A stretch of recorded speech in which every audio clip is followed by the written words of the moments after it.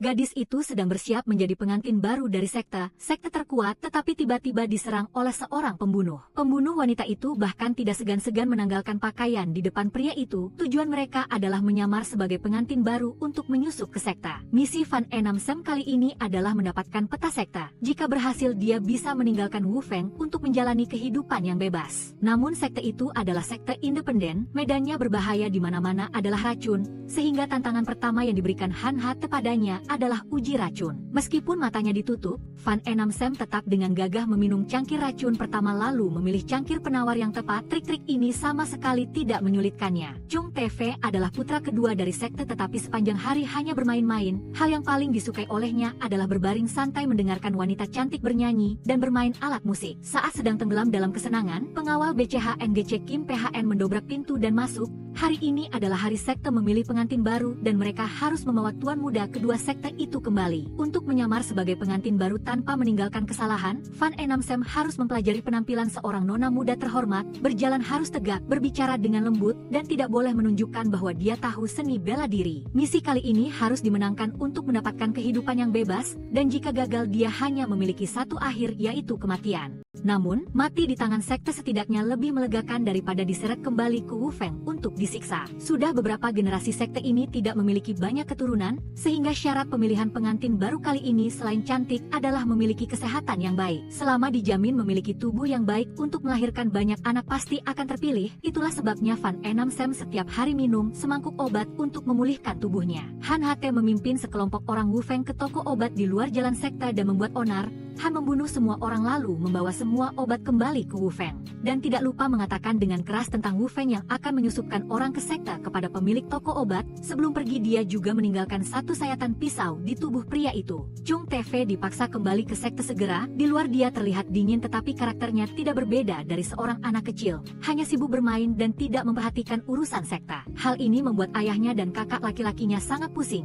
Tetapi orang yang paling menderita mungkin adalah pengawal BCHNGC Kim PHN, yang sepanjang hari harus mencari tuan muda sampai gila. Keduanya tumbuh bersama sejak kecil sehingga mereka berbicara tanpa basa-basi. Saat keduanya sedang berdebat tiba-tiba kereta kuda berhenti. Chung TV baru melihat sudah mengenali bahwa ini adalah orang dari klinik pengobatan. Pria itu memberitahu dia bahwa Wu Feng telah mengirim orang untuk menyamar sebagai pengantin baru. Begitu kata-kata itu selesai pemilik klinik juga pingsan. Dan hal ini adalah rencana dari Han Hate. Dia sengaja tidak menyerang titik vital pemilik klinik agar pria itu memocorkan masalah ini. Pembunuh Wu Feng terdiri dari 4 tingkat yaitu Iblis Yeu, Setan Ma, Hantuku, dan Monster Kuai. Van Enam Sam adalah pembunuh yang berada di tingkat rendah yaitu Iblis. Kali ini selain Van Enam Sam dia juga sengaja menyisipkan satu orang yang tingkatnya lebih tinggi darinya. Jika orang ini ketahuan maka yang lain akan menyelesaikan misi. Chung TV segera berlari kembali ke sekte begitu mengetahui masalah ini, ingin melaporkannya kepada ayah dan kakak laki-lakinya. Ayah memutuskan akan membunuh semua pengantin baru yang masuk sekte kali ini untuk memastikan membasmi sampai ke akar-akarnya.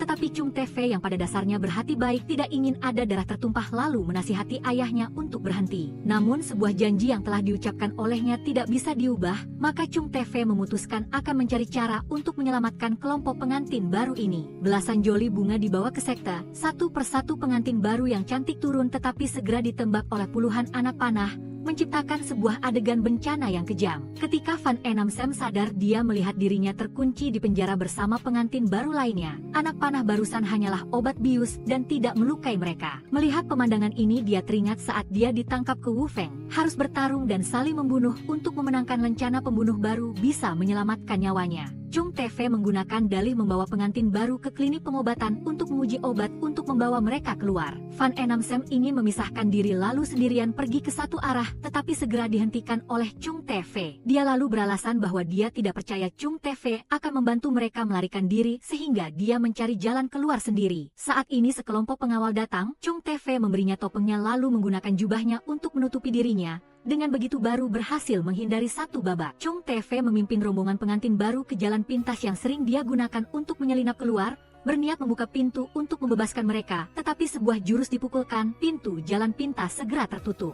Yang baru saja menyerang adalah Chung Fintrui, kepala klinik pengobatan di sekte yang bertanggung jawab dalam meneliti racun. Dia langsung terbang turun ingin menyerang Chung TV. Keduanya bertarung satu babak seperti itu yang membuat rombongan pengantin baru ketakutan. Chung TV pada dasarnya bukanlah lawan dari Chung Fintrui. Untungnya BCHNGC Kim PHN berhasil menahan tepat pada waktunya, jika tidak Chung TV tidak tahu akan menjadi seperti apa. Chung Fintrui melepaskan bubuk peledak beracun yang membuat semua rombongan pengantin baru menghirupnya. Fan Enam Sam tahu dia terkena racun lalu ingin segera menyerang, tetapi ditahan oleh seorang gadis. Saat ini seorang pengantin baru dalam rombongan maju untuk mengontrol Chung TV, mengungkapkan identitas sebagai pembunuh Wu Feng. Chung Fintrui pada dasarnya tidak ingin menyelamatkan Chung TV lalu berkata biarkan pembunuh itu melakukan apa saja.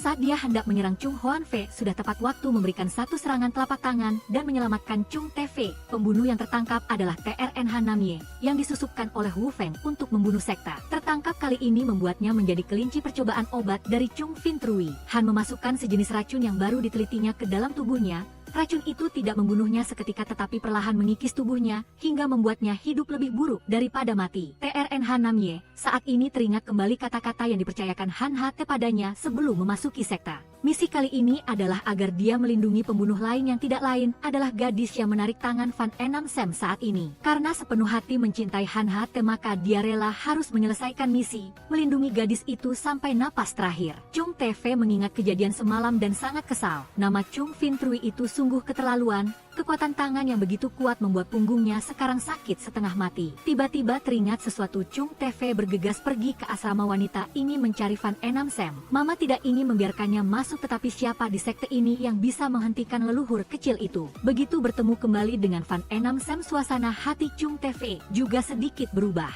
Dia mengembalikan topeng semalam kepada Chung TV dan tidak lupa berterima kasih atas anugerah penyelamatan nyawanya. Hal ini membuat wajah Chung TV juga berangsur memerah. Melihat pelayan membawakan semangkuk obat untuk Fan Enam Sam, saat dia hendak meminumnya Chung TV buru-buru menghalangi. Bau obat ini sedikit aneh, pasti obat ini bermasalah. Ayah memanggil ketiga orang semalam untuk bertemu guna menyelesaikan semua masalah. Begitu bertemu dia langsung memarahi Chung TV terlebih dahulu. Jelas dia selalu bertindak sembrono tetapi mengira dirinya pintar, selalu terburu-buru sehingga membuat semuanya kacau, membuat semua orang harus mengikuti untuk membereskan kekacauan. Sebelumnya dia bilang ingin memusnahkan semua kelompok pengantin baru hanyalah alasan. Semua orang tahu masalah ini tetapi tidak memberitahu Chung TV. Alasannya adalah agar dia tidak terburu-buru merusak segalanya. Siapa sangka Chung TV malah berani memimpin seluruh kelompok melarikan diri. Dimarahi ya sudah, bagaimanapun dia sudah terbiasa dimarahi. Kali ini dia datang ke sini juga membawa semangkuk obat. Fan Enam Sam menuduh Chung Fintrui telah mengubah bahan obat tanpa izin.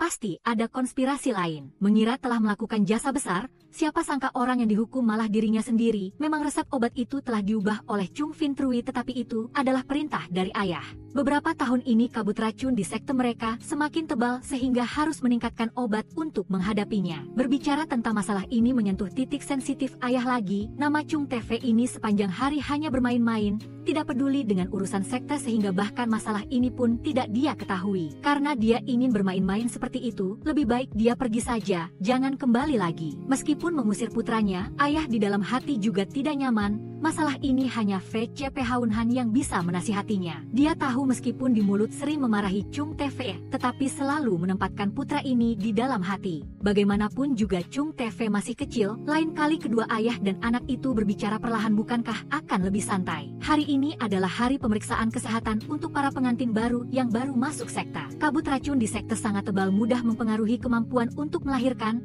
sehingga para pengantin baru semuanya diberikan obat tonik khusus setiap hari. Setelah memeriksa kesehatan, postur, dan penampilan, Mama akan mulai membagikan kartu untuk para pengantin baru. Jika ada yang mendapatkan kartu emas, maka kemungkinan besar akan terpilih menjadi istri tuan muda. Orang yang menerima kartu emas hari ini adalah Fan Enam Sam dan KHNG Tiu TH. Tiba di acara pemilihan pengantin baru, Chung Hoanfei masuk dan melihat orang yang memiliki lencana emas yaitu Fan Enam Sam lalu tersenyum. Fan Enam Sam mengira dirinya akan terpilih tetapi tidak disangka Chung Hoanfei malah berbalik memilih KHNG Tiu TH. Chung Hoanfei memiliki kesan baik terhadapnya tetapi memilih orang lain karena mengira Fan Enam Sam adalah orang di hati adiknya Chung TV. Chung TV pergi keluar untuk minum anggur tetapi pintu sekte malam ini sudah tertutup semua. Dia hanya bisa duduk di sudut teras dengan murung. Saat ini kuda Chung THNG Giak juga baru saja tiba. Penampilannya yang agung dan gagah sangat berbeda dengan penampilan Chung TV yang sembrono. Chung THNG Giak segera menemui ayah begitu tiba. Ayah juga sangat puas dengan cucu laki-laki ini. Karena bakat dan kemampuan bela diri yang luar biasa, maka para pendekar selalu menghormatinya dan Chung THNG Giak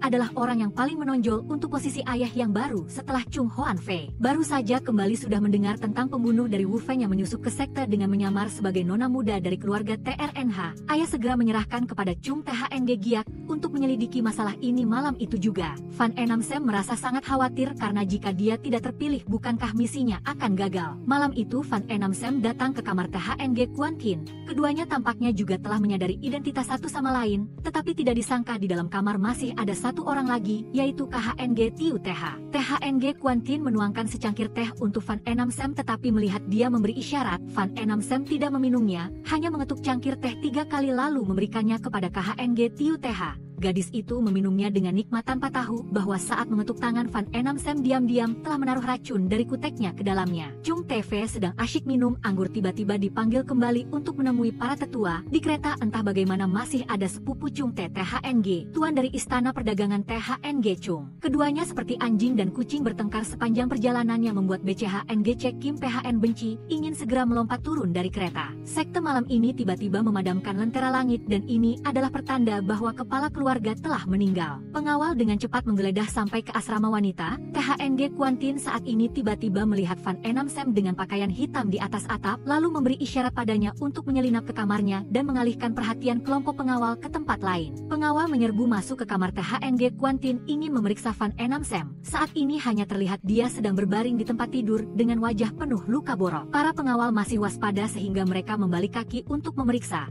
Hasilnya hanya melihat Fan Enam Sam dalam keadaan telanjang. Untungnya dia cepat tanggap melepaskan semua pakaian baru, tidak memperlihatkan pakaian pembunuh, berhasil melewati tantangan ini. Chung TV menurut perintah datang menemui para tetua. Baru sampai sudah melihat semua orang terlihat sangat serius membaca pengumuman pengangkatan ayah darurat. Chung TV baru saat ini tahu bahwa ayah dan kakak laki-lakinya telah mengalami musibah secara bersamaan. Sesuai aturan keluarga Gong, orang yang paling dekat di dalam sekte akan mewarisi posisi ayah segera jika terjadi hal tak terduga. Chung TV melihat ayahnya sudah tidak bernapas maka tidak bisa menerima, tetapi situasi yang mendesak memaksanya harus kuat. Saat mengukir sumpah ayah di punggungnya, dia sudah tahu bahwa dia memikul tanggung jawab besar untuk melindungi seluruh sekte seperti yang pernah diajarkan ayahnya saat kecil. Di pemakaman ayah dan kakak laki-lakinya, Chung TV sakit hati sampai hancur karena pada saat yang sama kehilangan sandaran yang paling kokoh. Chung Fin Trui mendengar berita Chung TV menjadi ayah dan langsung tidak bisa menerima dan menjadi marah. Di matanya orang yang pantas mewarisi posisi itu hanya bisa kakaknya Chung THNG Giat, tetapi kemarin ketika terjadi musibah Chung THNG Giat sedang keluar sehingga baru giliran Chung TV. Chung TV sangat berduka, duduk di bawah udara dingin, dia mengingat setiap kenangannya bersama ayah dan kakak laki-lakinya. Saat ibunya meninggal, kakak laki-lakinya pernah berjanji akan berada di sisinya selamanya, tetapi mengapa sekarang mereka melanggar janji? Duduk di depan peti mati kedua orang itu sepanjang malam, Chung TV akhirnya berpikir dewasa. Sampai saat ini dia belum pernah peduli dengan posisi ayah ini. Namun saat ini sekte sudah tidak ada lagi orang untuk dia andalkan, dia harus bisa melakukan segalanya, dan hal pertama adalah mencari tahu pelaku yang telah membunuh ayah dan kakak laki-lakinya. Chung TV datang menemui VCP Haunhan, malam itu dialah yang menemukan kejadian itu. Dia memberikan Chung TV sebuah ekor rubah, ini adalah hadiah yang disiapkan khusus oleh ayah tetapi belum sempat memberikannya kepada dia. Malam itu dia berada di sisi ayah yang keras kepala melayani teh, tetapi di tengah jalan Chung Hoan Fei malah membawa pengantin baru yang tertangkap datang ingin membicarakan sesuatu. Ketika dia kembali, dia melihat bayangan 3 orang sedang bertarung dengan sengit sampai dia memanggil orang, ketiganya sudah tidak ada yang selamat lagi. Chung TV mulai merasa aneh dengan kemampuan bela diri ayah dan kakak laki-lakinya. Gadis itu tidak mungkin bisa melawan dan ketiganya tewas karena keracunan. Orang-orang di sekte sepanjang tahun minum ramuan 100 herbal untuk menangkal semua jenis racun. Mengapa ayah dan kakak laki-lakinya yang meminumnya setiap hari tidak mempan? Pasti karena Chung Fin Trui telah berbuat ulah pada ramuan 100 herbal, dia pasti akan menyelidiki masalah ini sampai tuntas. Fan Enam Sam datang menemui THNG Quan Tin. Keduanya sekarang sudah mengetahui identitas asli satu sama lain.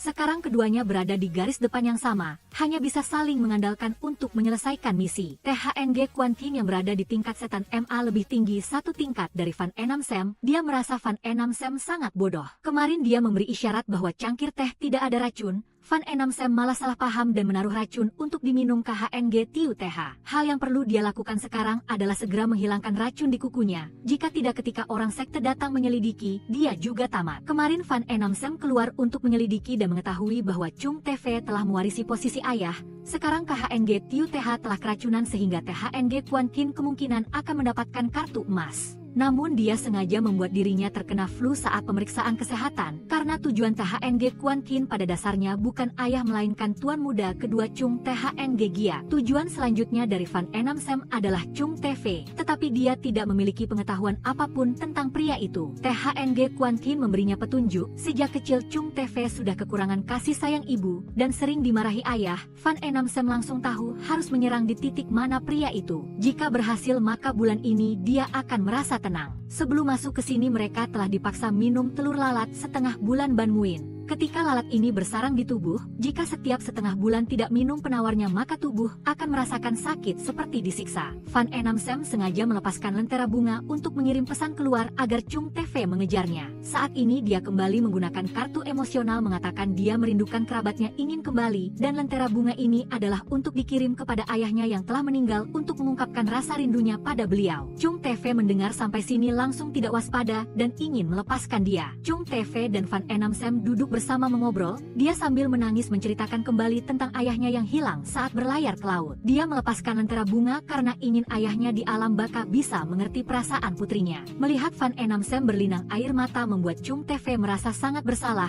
Dia memberikan sapu tangan padanya dan terus membujuknya agar berhenti menangis. Ketika keduanya hendak kembali dia langsung menemukan hal yang mencurigakan. Bukankah pelayan bilang dia keracunan? Kenapa di wajahnya tidak ada apa-apa? Fan Enam-sem lalu berkata malam sebelumnya dia bersama KHNG Tiu TH minum teh di kamar THNG Quan Qin. Dia hanya mengalami alergi ringan sementara KHNG Tiu TH tidak tahu mengapa bisa separah itu. Chung TV melihat keanehan lalu ingin pergi ke asrama wanita untuk memeriksa kamar THNG Quan Qin. Fan Enam-sem pergi bersama Chung TV yang membuat semua orang terkejut, tetapi masalah ini tidak penting. Yang dia ingin tahu sekarang adalah selain THNG Quan Qin, apakah ada orang lain yang diam-diam membawa bahan obat ke sekte? Hasilnya adalah menemukan bubuk obat dari kamar nona muda lain. Dan itu adalah bubuk racun di kuku Fan Enam-sem. Dia dan THNG Quan Qin sebelumnya telah berencana untuk membuangnya tetapi tidak tahu harus menaruhnya di mana. Kebetulan hari sebelumnya Fan Enam-sem telah menguping bahwa nona muda itu menderita asma sehingga diam-diam membawa obat di tubuhnya. Dia karena itu diam-diam menyelipkan bubuk obat ini ke kamar nona muda itu. Nona muda itu untuk membuktikan bahwa ini hanya obat asma langsung meminumnya di depan semua orang tetapi hasilnya adalah wajahnya langsung muncul banyak ruam merah. Chung TV langsung menetapkan dia adalah pelakunya, menyuruh orang segera membawanya keluar dari sekta. Adapun THNG Quan Qin, dia saat ini sedang pergi sehingga Fan Enam-sem langsung menawarkan diri untuk mencobanya sendiri. Chung TV yang menghargai wanita cantik dan memiliki kesan baik terhadap Fan Enam-sem sehingga mendengar sampai sini sementara percaya padanya, hanya perlu menunggu THNG Quan Qin kembali untuk menanyakan sumbernya saja. Dan THNG Quan Qin diam-diam keluar sepanjang hari ini adalah untuk pergi ke klinik pengobatan. Tujuannya adalah ingin mencari Chung THNG Gia. THNG Quan Qin di depan Chung Fintrui berkata dia hanya mengakui Chung THNG Gia sebagai ayah sehingga ingin mengikutinya. Hasilnya Chung THNG Gia di balik tirai sudah mendengar semuanya. Untuk membuatnya percaya dia juga secara khusus menunjukkan Leontin Giok yang merupakan Leontin Giok Chung THNG Gia. Fan Enam-sem kembali ke kamar THNG Quan Qin. Hari ini mereka berdua bertindak sendiri-sendiri hampir saja membocorkan kelemahan. Fan Enam-sem saat ini sudah yakin menang dengan Chung TV dan THNG Quan Qin juga sangat percaya diri dengan Chung THNG Gia. Jika keduanya terpilih, maka mereka dianggap berdiri di dua garis depan. Setelah ini tindakan mereka juga dianggap sebagai lawan. Fan Enam-sem tidak ingin banyak bicara, setelah menghabiskan teh langsung pergi. Namun, tindakan membalik cangkir teh ke meja mengingatkan THNG Quan Qin pada master tingkat tinggi di Wu Feng. BCHNGC Kim PHN dan Chung TTHNG pergi menyelidiki ramuan 100 herbal lalu menemukan bahan obat mungkin telah diganti. Mereka juga tidak sengaja melihat seorang pelayan diam-diam membakar bungkusan obat lalu membawanya kembali untuk diselidiki Chung TV. Pasti ada orang yang ikut campur dalam ramuan 100 herbal milik ayah dan tuan muda. Para tetua berkumpul ingin Chung TV dan Chung THNG Giak segera memilih pengantin baru. Chung TV langsung angkat bicara menyindir Chung THNG Giak akan harus memilih barang sisa yang dia tidak inginkan. Tetapi tidak disangka Chung THNG Giak sudah angkat bicara lebih dulu mengatakan dia ingin memilih THNG Kuan Kin. Pengawal segera datang mengundang THNG Kuan Kin bersama Van Enam Sam yang membuat gadis-gadis lain cemburu. Chung TV melihat Van Enam Sam dengan sedikit malu-malu, jelas sudah memiliki kesan baik pada gadis itu. Di depan aula Chung TV yakin Van Enam Sam adalah orang yang cocok karena dia berulang kali ingin meninggalkan sekta. Pasti bukan pembunuh yang bersembunyi. Sementara Chung THNG Giak memilih THNG Kuan Kin mungkin hanya karena kecantikannya. Saat ini Chung THNG Giak langsung membalas. Mendengar perkataan Chung TV dia baru sadar, mungkinkah selama ini dia selalu memperhatikan penampilan THNG Kuan Kin? Kata-kata yang baru saja diucapkan membuat Van Enam Sam langsung menatap lurus ke Chung TV, dan tatapan mata ini membuat dia merasa sangat bersalah, seperti sedang ketahuan cemburu oleh istrinya. Chung THNG Giak masih belum tenang tentang identitas kedua pengantin baru, lalu mengajukan ide melukis potret keduanya lalu mengirimkannya kembali ke kampung halaman untuk dikonfirmasi. Jika ada sedikit saja ketidakcocokan akan segera dihukum. Masalah ini membuat Van Enam Sam sangat khawatir, tetapi THNG Kuan Kin malah terlihat sangat santai. Identitasnya memang sudah diatur dari awal. Dia beralasan sakit pindah keluar, lalu menggunakan waktu itu untuk berlatih di Wufeng sehingga tetangga di sekitarnya jika tidak mengenalinya sepenuhnya memiliki alasan yang meyakinkan. Sementara Van Enam Sam sangat khawatir, sebelum pergi Han HT hanya berpesan satu kalimat agar dia selalu menegaskan identitasnya. Sama sekali tidak ada persiapan lain. Di tengah kecemasan Van Enam Sam tentang identitasnya terbongkar, THNG Kuan Kin malah datang untuk memberinya sebuah rencana. Jika semuanya terbongkar, dia harus menjadikan dia sandera untuk melarikan diri dari sekta. Tetapi hasil dari taktik ini sebenarnya yang diuntungkan tetaplah THNG Kuan Kin. Jika Van Enam Sam beruntung bisa melarikan diri maka dia juga akan mati di tangan Wufeng. Sedangkan jika ditangkap oleh orang sekte maka dianggap telah memusnahkan semua mata-mata internal Wufeng. THNG Kuan Kin juga karena itu tidak akan dicurigai lagi. Dua orang tengah berbincang, lalu dipanggil ke aula besar. Tak disangka dalam waktu kurang dari 3 hari Wang Kuan Hongye sudah menemukan hasilnya. Identitas Dongfang Huaiju seperti yang sudah diperkirakan, dipastikan tidak ada masalah. Namun Van Enam Sam tiba-tiba diinterogasi. Peristiwa rumah keluarganya diserbu sebelum hari pernikahannya, tetapi Van Enam Sam tidak melaporkannya. Hal ini menimbulkan kecurigaan, tetapi ia beralasan takut sial sehingga tidak ingin membesar-besarkan masalah. Rintangan ini dianggap terlewati, tetapi Wang Kuan Hongye segera mengatakan bahwa tidak ada seorang pun di kampung halamannya yang mengenalinya. Saat ini Dongfang Huaiju langsung meraih tangannya, memberi isyarat agar ia menyerangnya. Namun Van Enam Sam teringat akan ucapan Han HT yang selalu mengingatkannya, apapun yang terjadi harus dengan tegas menegaskan identitas dirinya. Maka ia menepis tangan Dongfang Huaiju, bersikeras dan yakin bahwa ia adalah Van Enam Sam. Jika orang di kampung halaman tidak mengenalinya, pasti ada masalah. Dan kepercayaan diri Van Enam Sam ini membantunya melewati rintangan. Ketidakmampuan untuk mengenali hanyalah Wang Kuan Hongye yang ingin mengujinya. Jika Van Enam Sam tidak teguh, ia pasti sudah lama terbongkar. Chung TV saat itu memanggil pelayan palsu ke aula, mengatakan bahwa ia telah menemukan orang yang membunuh ayah dan kakak laki-lakinya, dan orang itu tidak lain adalah Chung Fintrui. Pelayan palsu naik ke aula, bersaksi bahwa Chung Fintrui adalah orang yang memerintahkan penggantian obat di Bayu Jin Fen, yang menyebabkan obat tersebut tidak lagi efektif melawan racun. Ketika semua orang hendak melanjutkan interogasi, tiba-tiba pelayan palsu melemparkan pipa asap beracun untuk melarikan diri. Melihat Dongfang Huaiju hendak bertindak, Van Enam Sam tiba-tiba memberi isyarat keduanya harus pura-pura pingsan agar tidak terbongkar. Dan begitu ia berbaring, sebuah tangan menopang kepalanya lalu menyumpalkan pil penangkal racun ke mulutnya. Sampai asap beracun hilang, pelayan palsu itu juga dibunuh oleh senjata tersembunyi Chung Fintrui. Chung TV merasa tidak puas dan ingin melanjutkan interogasi, lalu mengusulkan untuk mengurung Chung Fintrui guna penyelidikan lebih lanjut. Wang Kuan Hongye ingin melindungi adiknya, namun tidak ada jalan lain selain menyetujui permintaan ini. Ia akan terus menyelidiki pelaku untuk menyelamatkan Chung Fintrui. Wang Kuan Hongye menemukan lencana Wufeng di kamar pelayan palsu. Ia menyimpulkan bahwa pembunuhan Gong Zhiyu dan Gong Huanyu adalah perbuatan Wufeng. Lalu ia menyarankan para tetua untuk membebaskan Chung Fintrui. Dan hal ini bertepatan dengan apa yang didengar Van Enam Sam dan Dongfang Huaiju di Wufeng. 20 tahun lalu orang-orang Wufeng telah berhasil menyusup ke Gongmen dan mengirimkan surat rahasia yang mengatakan bahwa 20 tahun kemudian akan ada seleksi pengantin baru, bertepatan dengan waktu mereka menyusup ke sini. Sejak saat itu murid yang masuk ke Wufeng semuanya adalah wanita untuk menunggu hari pelaksanaan rencana ini, dan pengirim surat itu menghilang tanpa jejak, sehingga ia hanya dikenal dengan nama Wuming. Kejadian yang baru saja terjadi membuat Van Enam Sam dan Dongfang Huaiju menduga bahwa pelayan palsu itu adalah Wuming dalam legenda. Wang Quan Hongye ingin mencabut jabatan Jian Ren dari Chung TV, tetapi para tetua tidak setuju untuk melanggar prinsip. Namun, sesuai peraturan, orang yang menjabat Jian Ren harus melewati ujian 3 alam, dan selain Gong Huan Yu yang telah meninggal, hanya Wang Quan Hongye yang telah menyelesaikannya. Jika ingin diakui dengan tulus olehnya, dalam waktu 3 bulan Chung TV juga harus menyelesaikan ujian 3 alam. Chung TV memutuskan akan membuktikan dirinya untuk mempertahankan jabatan Jian Ren ini. Tujuannya adalah untuk memiliki kekuasaan demi menyelidiki kematian kakak laki-laki dan ayahnya. Namun ujian 3 alam sangatlah berbahaya. Sampai-sampai Wang Quan Hongye dan Gong Huan Yu juga harus berjuang keras untuk bisa melewatinya. Tidak memikirkan hal itu lagi, yang perlu dilakukan saat ini adalah pergi ke Akademi Wanita untuk menjemput Fan Enam Sam kembali ke Istana Yu bersamanya. Di sisi ini Wang Quan Hongye juga menyuruh Chung Fintrui datang menjemput Dongfang Huaiju, tetapi baru berjalan 2 langkah, ia sudah tersandung dan jatuh ke Chung Fintrui sambil dengan mudah mengambil senjata tersembunyi di pinggangnya. Begitu mereka keluar dari Akademi Wanita, mereka bertemu Chung TV yang datang menjemput Fan Enam Sam, dan ia tidak lupa melontarkan cemoohan bahwa ia tidak akan pernah mengakui Chung TV sebagai Jian Ren. Baru berjalan sebentar, Dongfang Huaiju lagi-lagi membuat alasan dengan mengatakan ia lupa membawa barangnya. Ingin kembali mengambilnya, menyuruh Chung Fintrui berdiri di sana menunggunya. Namun sebenarnya ia kembali untuk meneliti senjata tersembunyi yang baru saja ia dapatkan. Han Hate sudah memberitahunya bahwa senjata tersembunyi di Gongmen selalu beracun, menyuruhnya menggunakan lilin untuk membungkus jari sebelum menyentuhnya.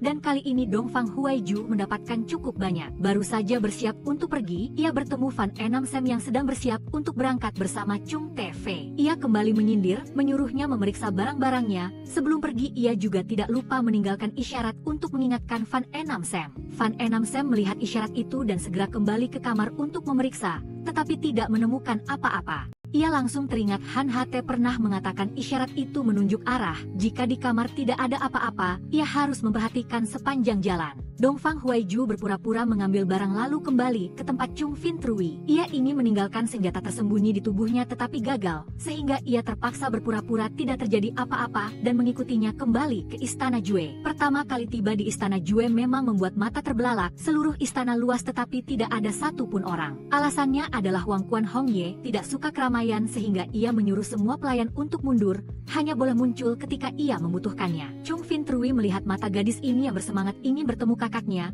lalu merasa jijik, mencari segala cara untuk masuk ke sini, entah ada niat lain atau tidak. Chung Fintrui mengeluarkan seekor ulat beracun, ingin mengujinya. Selama ia berbohong, ulat itu akan mengeluarkan racun yang membuatnya tidak punya jalan hidup lagi. Dongfang Huaiju langsung mundur ketakutan, tetapi untuk melewati rintangan ini ia mengumpulkan seluruh keberaniannya untuk memegang ulat itu. Matanya berkaca-kaca sambil bersumpah bahwa ia tidak akan menyakiti Wang Quan Hongye. Dan kali ini ia dianggap beruntung. Diizinkan lewat, tetapi Chung Fintrui masih belum menghilangkan kecurigaannya terhadapnya. Malam itu Dongfang Huaiju sendirian di kamar dengan sangat hati-hati. Ia mencoba semua makanan yang dibawa, dan juga tidak lupa memeriksa setiap sudut dengan teliti. Tetapi belum sempat melakukan tindakan lain, Chung Fintrui sudah mengirim pengawal untuk menggeledah seluruh kamarnya. Ia baru saja menyadari bahwa kantong senjata tersembunyinya telah hilang. Dan tadi sore gadis itu sengaja tersandung ke arahnya, pasti ia yang mengambilnya. Pengawal menggeledah kemana-mana tetapi tetap tidak menemukan apa-apa. Chung Fintrui lalu bersikeras ingin menggeledah tubuhnya. Dongfang Huaiju saat ini menatap Wang Quan Hongye dengan mata berkaca-kaca. Ia merasa dirinya sedang dihina. Apakah pantas seorang pelayan dari keluarga baik-baik yang belum menikah digeledah tubuhnya seperti ini? Tetapi Wang Quan Hongye tetap memilih untuk mempercayai adiknya dan mengizinkan orang menggeledah seluruh tubuhnya. Hasilnya, ditemukan sebuah kantong kain, tetapi isinya bukan senjata tersembunyi Chung Fintrui, melainkan hanya sepotong liontin giok. Saat itu pengawal segera berlari masuk untuk melapor bahwa mereka telah menemukan kantong senjata tersembunyi Chung Fintrui. Chung TV lah yang menemukannya di tepi sungai dan menyuruh orang membawanya ke sini. Alasan adanya sandiwara tadi adalah berkat bantuan Fan Enam Sam. Ia mengikuti isyarat yang ditinggalkan Dongfang Huaiju di jalan dan menemukan kantong senjata tersembunyi, lalu berpura-pura tidak tahu dan memberikannya kepada Chung TV karena mengira ia menjatuhkannya. Jika bukan karena kerjasama ini, Dongfang Huaiju pasti tidak akan aman dari Chung Fintrui. Malam itu Wang Quan Hongye terus menatap liontin giok itu tanpa beranjak. Ini adalah giok yang sudah lama ia bawa. Dongfang Huaiju bercerita bahwa beberapa tahun lalu, saat ia diganggu oleh sekelompok berandal, Wang Quan Hongye secara tidak sengaja lewat dan menyelamatkannya. lalu menjatuhkan Liontin Giok ini. Sejak saat itu, ia bersumpah akan membalas budi dengan dirinya sendiri. Wang Quan Hongye hanya kebetulan lewat, tetapi bagi Dongfang Huaiju itu adalah kebaikan yang sangat besar karena telah membantunya menjaga kehormatannya. Mengingat tatapan penuh kasih sayang gadis itu saat mengatakan bersedia berada di sisinya seumur hidup, batin Wang Quan Hongye sudah mulai tergoyah. Malam itu Fan Enam Sam tidak bisa tidur lalu keluar untuk berjalan-jalan sekaligus menyelidiki arah. Siapa sangka baru berjalan beberapa langkah, ia sudah berpapasan dengan Chung Te-fei yang juga sedang menikmati pemandangan di luar. Kedua orang itu pun duduk dan berbincang di bawah sinar rembulan yang indah. Fan Enam Sam kembali melihat pemandangan dan merindukan seseorang. Ia meneteskan air mata mengingat adiknya, Fan Te-che, yang telah meninggal. Ia mengembalikan ekor rubah yang ia ambil kemarin kepada Chung Te-fei. Membuat pemuda itu juga teringat ayahnya. Dulu ia yang masih muda dan polos telah menyebabkan ayahnya menderita siang dan malam. Beberapa kalimat penghiburan Fan Enam Sam membuat hati Chung Te-fei seperti disembuhkan dari luka masa lalu. Melihat pemuda yang baik hati di depannya, ia teringat lagi pada perkataan Dongfang Huaiju, jika suatu hari Chung Te-fei mengetahui bahwa ia adalah mata-mata Wu Feng, datang ke sini untuk mencelakai seluruh Gongmen, entah seperti apa tatapan mata pemuda itu saat itu. Pasti tidak akan selembut dan sehangat saat ini lagi. Hari ini adalah hari Chung Te-fei harus pergi ke gunung belakang untuk melaksanakan ujian 3 alam. Fan Enam Sam seperti seorang istri yang berbudi luhur, menyiapkan semua perlengkapan agar suaminya dapat berangkat ujian, mulai dari pakaian, makanan ringan, hingga obat-obatan. Ia bahkan secara khusus menyiapkan kantong wangi agar pemuda itu membawanya. Chung Te-fei melihat Fan Enam Sam sibuk menyiapkan segala sesuatu untuknya. Hatinya pun terasa hangat, tetapi ia tidak tahu bahwa ia menyiapkan semua itu untuk menandai aroma dan mengikuti jejaknya. Sudah waktunya berangkat, tetapi Chung Te-fei terus meratap tak ingin pergi. Ia berpesan pada Fan Enam Sam untuk tinggal menunggunya. Ketika ia kembali, mereka akan bersiap untuk menikah. Chung Te-fei dengan gagah berani melangkah melewati gerbang gunung belakang, memulai perjalanan melewati ujian 3 alam untuk membuktikan dirinya layak menyandang gelar Jianren. Sejak Chung Te-fei pergi, Bai Yu Jinfen merasa gelisah. Fan Enam Sam pun bertanya apakah ia tahu bahwa rintangan pertama sangat berbahaya. Bai Yu Jinfen telah bersumpah untuk tidak mengungkapkan rahasia ini sehingga ia hanya bisa menjawab dengan tindakan. Fan Enam Sam tahu bahwa rintangan pertama akan menguji kekuatan internal dan sangat berbahaya bagi nyawa. Fan Enam Sam lalu mengatakan ingin bertanding dengan Bai Yu Jinfen. Jika ia menang, ia harus mencari cara agar ia bisa masuk ke gunung belakang untuk melindungi Chung Te-fei. Setelah bertarung melawan Fan Enam Sam, Bai Yu Jinfen menyadari bahwa ia sama sekali tidak lemah seperti penampilannya, bahkan setara dengannya. Tetapi ilmu pedang yang ia gunakan adalah ilmu pedang Wu Feng. Ia pun curiga bahwa ia adalah mata-mata dan ingin melenyapkannya. Namun Fan Enam Sam sudah bersiap sebelumnya. Ia mengatakan bahwa ilmu pedang ini ia pelajari dari ibu angkatnya yang telah meninggalkan aliran Kings Han. Ayahnya adalah seorang pedagang, suatu hari menyelamatkan seorang wanita dari aliran Kings Han. Wanita itu ditentang karena mencintai pria dari aliran lain, sehingga ia meninggalkan alirannya dengan tubuh penuh luka. Berkat pertolongan ayahnya, ilmu bela diri ini diturunkan kepadanya. Bai Yu Jinfen awalnya sangat waspada, tetapi Chung Te-hng yang berada di sampingnya terharu mendengar cerita ipar perempuannya, lalu mengatakan kepada Bai Yu Jinfen bahwa cerita ini pasti benar. Di sisi lain, Chung Te-fei baru saja memasuki gua dan sudah bertemu Yu Shanglao yang sudah menunggunya. Ia ingin membantu pemuda itu melangkah lancar ke rintangan pertama. Chung Te-fei adalah anak yang baik hati dan ramah, sehingga semua orang di Gongmen menyayanginya. Kali ini Chung Te-fei mengikuti ujian 3 alam. Yu Shanglao yakin pemuda itu akan berhasil melewatinya dengan lancar. Saat itu ia sendiri yang akan memakaikan jubah Jianren untuknya. Begitu keluar dari gua, Chung Te-fei sudah tiba di daerah yang penuh salju. Ia bertemu dengan seorang anak laki-laki yang sedang memasak teh. Tetapi setelah berbicara 2 kalimat, orang itu tetap tidak mau menjawab. Ia pun menyerah dan melanjutkan langkah. Orang berikutnya terlihat lebih ramah. Dipanggil Sue Gongzi. Ia adalah keturunan dari Sue Shanglao. Suku mereka telah tinggal di belakang gunung sejak zaman dahulu sehingga jarang disebut. Anak laki-laki Sue Chongzi membawa barang-barang Chung Te-fei ke dalam kamar, tetapi tetap tidak mengucapkan sepatah kata pun, membiarkan pemuda itu melakukan apapun yang ia inginkan. Di luar Gongmen, Bai Yu Jinfen telah menyiapkan semua perlengkapan untuk Fan Enam Sam bersiap pergi ke gunung belakang. Malam itu ia berpura-pura datang ingin mencari Sue Gongzi lalu memancing seorang pengawal pergi. Setelah itu giliran Chung Te-hng beraksi. Ia berteriak minta tolong dengan gaduh, memaksa Bai Yu Jinfen membawa pengawal yang tersisa untuk mencari. Fan Enam Sam memanfaatkan kesempatan ini untuk menyusup ke dalam, tetapi langkah awalnya tidak semudah yang yang ia kira. Seluruh gua penuh dengan jebakan, dan aroma yang ia tinggalkan di tubuh Chung Tefei juga sudah lama hilang. Sue Chongzi dan Sue Gongzi memimpin Chung Tefei ke rintangan pertama, letaknya tepat di belakang kamar yang ia tempati. Ujiannya hanya membuka peti rahasia di dasar danau, tetapi danau ini adalah danau teratai es dingin. Tubuh Chung Tefei pada dasarnya bersifat dingin dan ia takut dingin sejak lahir, sehingga rintangan ini pasti sulit untuk dilalui. Wang Quan Hongye dan Chung Fin Trui baru saja keluar dari ruang belajar. Mereka melihat istana Jue tiba-tiba penuh warna. Dongfang Huaiju telah menyuruh orang menanam penuh bunga azalea di seluruh istana Jue. Melihat Wang Quan Hongye, ia langsung berlari menghampiri dengan gembira. Tetapi pemuda itu bertanya dengan wajah dingin mengapa ia tidak berlutut. Dongfang Huaiju merasa sedih dan ingin berlutut, tetapi pemuda itu menggenggam tangannya, membuatnya tidak bisa berlutut maupun berdiri. Wang Quan Hongye berwajah dingin, merasa gadis itu terlalu banyak menyimpulkan maksudnya sendiri. Dongfang Huaiju yang sedih dan berlinang air mata mengatakan ia akan mencabut semua bunga di taman, tetapi Wang Quan Hongye mengatakan ia hanya butuh azalea putih lalu pergi. Para pelayan yang mendengar kata-kata ini semuanya terkejut. Tuan mereka dari dulu hanya mengatakan tidak boleh dan tidak butuh. Ini pertama kalinya ia membuka mulut mengatakan butuh azalea putih. Sejak Nona Dongfang Huaiju datang ke sini, tuan muda kedua memang telah menjadi orang yang berbeda.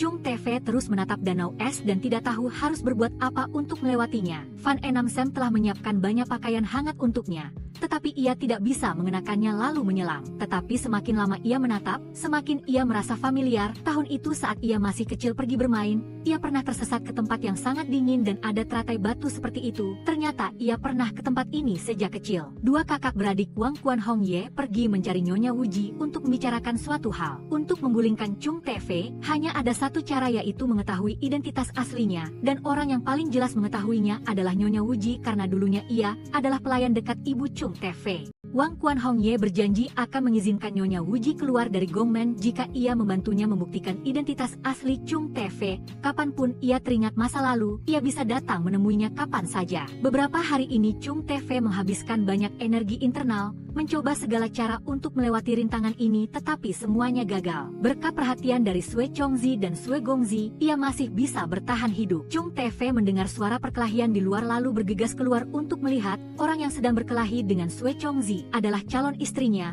Fan Enam Sam. Melihat Fan Enam Sam jelas bukan lawan Sue Chongzi, Chung Tefei bergegas keluar ingin menghentikan pertarungan demi melindunginya. Ia berkata gadis itu adalah pengawal Luyu yang membawakan barang untuknya. Tetapi Sue Chongzi mana mau langsung percaya. Ia menyuruh gadis itu menyerahkan Luyu. Ketika Chung Tefei masih ragu tidak tahu harus berbuat apa, Fan Enam Sam sudah mengeluarkan Luyu milik pengawal. Ini adalah benda yang sudah disiapkan Bai Yu Jin Fan untuknya. Ia berpesan padanya untuk membawa giok ini dan mengatakan dirinya adalah pengawal Luyu di sisi Chung Tefei jika terjadi hal yang tidak terduga. Sue Gongzi ingin mengatur kamar lain untuk Fan Enam Sam, tetapi Chung Tefei tidak merasa tenang. Ia berkata ini adalah calon istrinya, jadi boleh tinggal bersamanya di kamar itu. Ucapan pemuda ini membuat Fan Enam Sam tidak bisa menahan diri untuk tidak tergerak dan menatap Chung Tefei lekat-lekat. Chung Tefei terus menatap Fan Enam Sam seolah baru pertama kali bertemu dengannya. Ia menceritakan bahwa ia telah bertanding dengan Bai Yu Jin Fan untuk bisa masuk ke sini. Pria itu tidak mengakui ia sebagai Nyonya Jianren sehingga ia memberinya giok itu untuk masuk ke sini dengan gelar pengawal. Chung Tefei yang mendengar kata Nyonya Jianren tidak bisa menahan senyum. Ia menyuruhnya menghangatkan kembali bubur. Nyonya Jianrennya sudah lapar. Namun bubur belum sempat panas, Chung Tefei sudah mulai mendekat untuk merayu. Ia mengatakan ingin menerangi seluruh ruangan agar bisa melihat wajah Fan Enam Sam lebih jelas,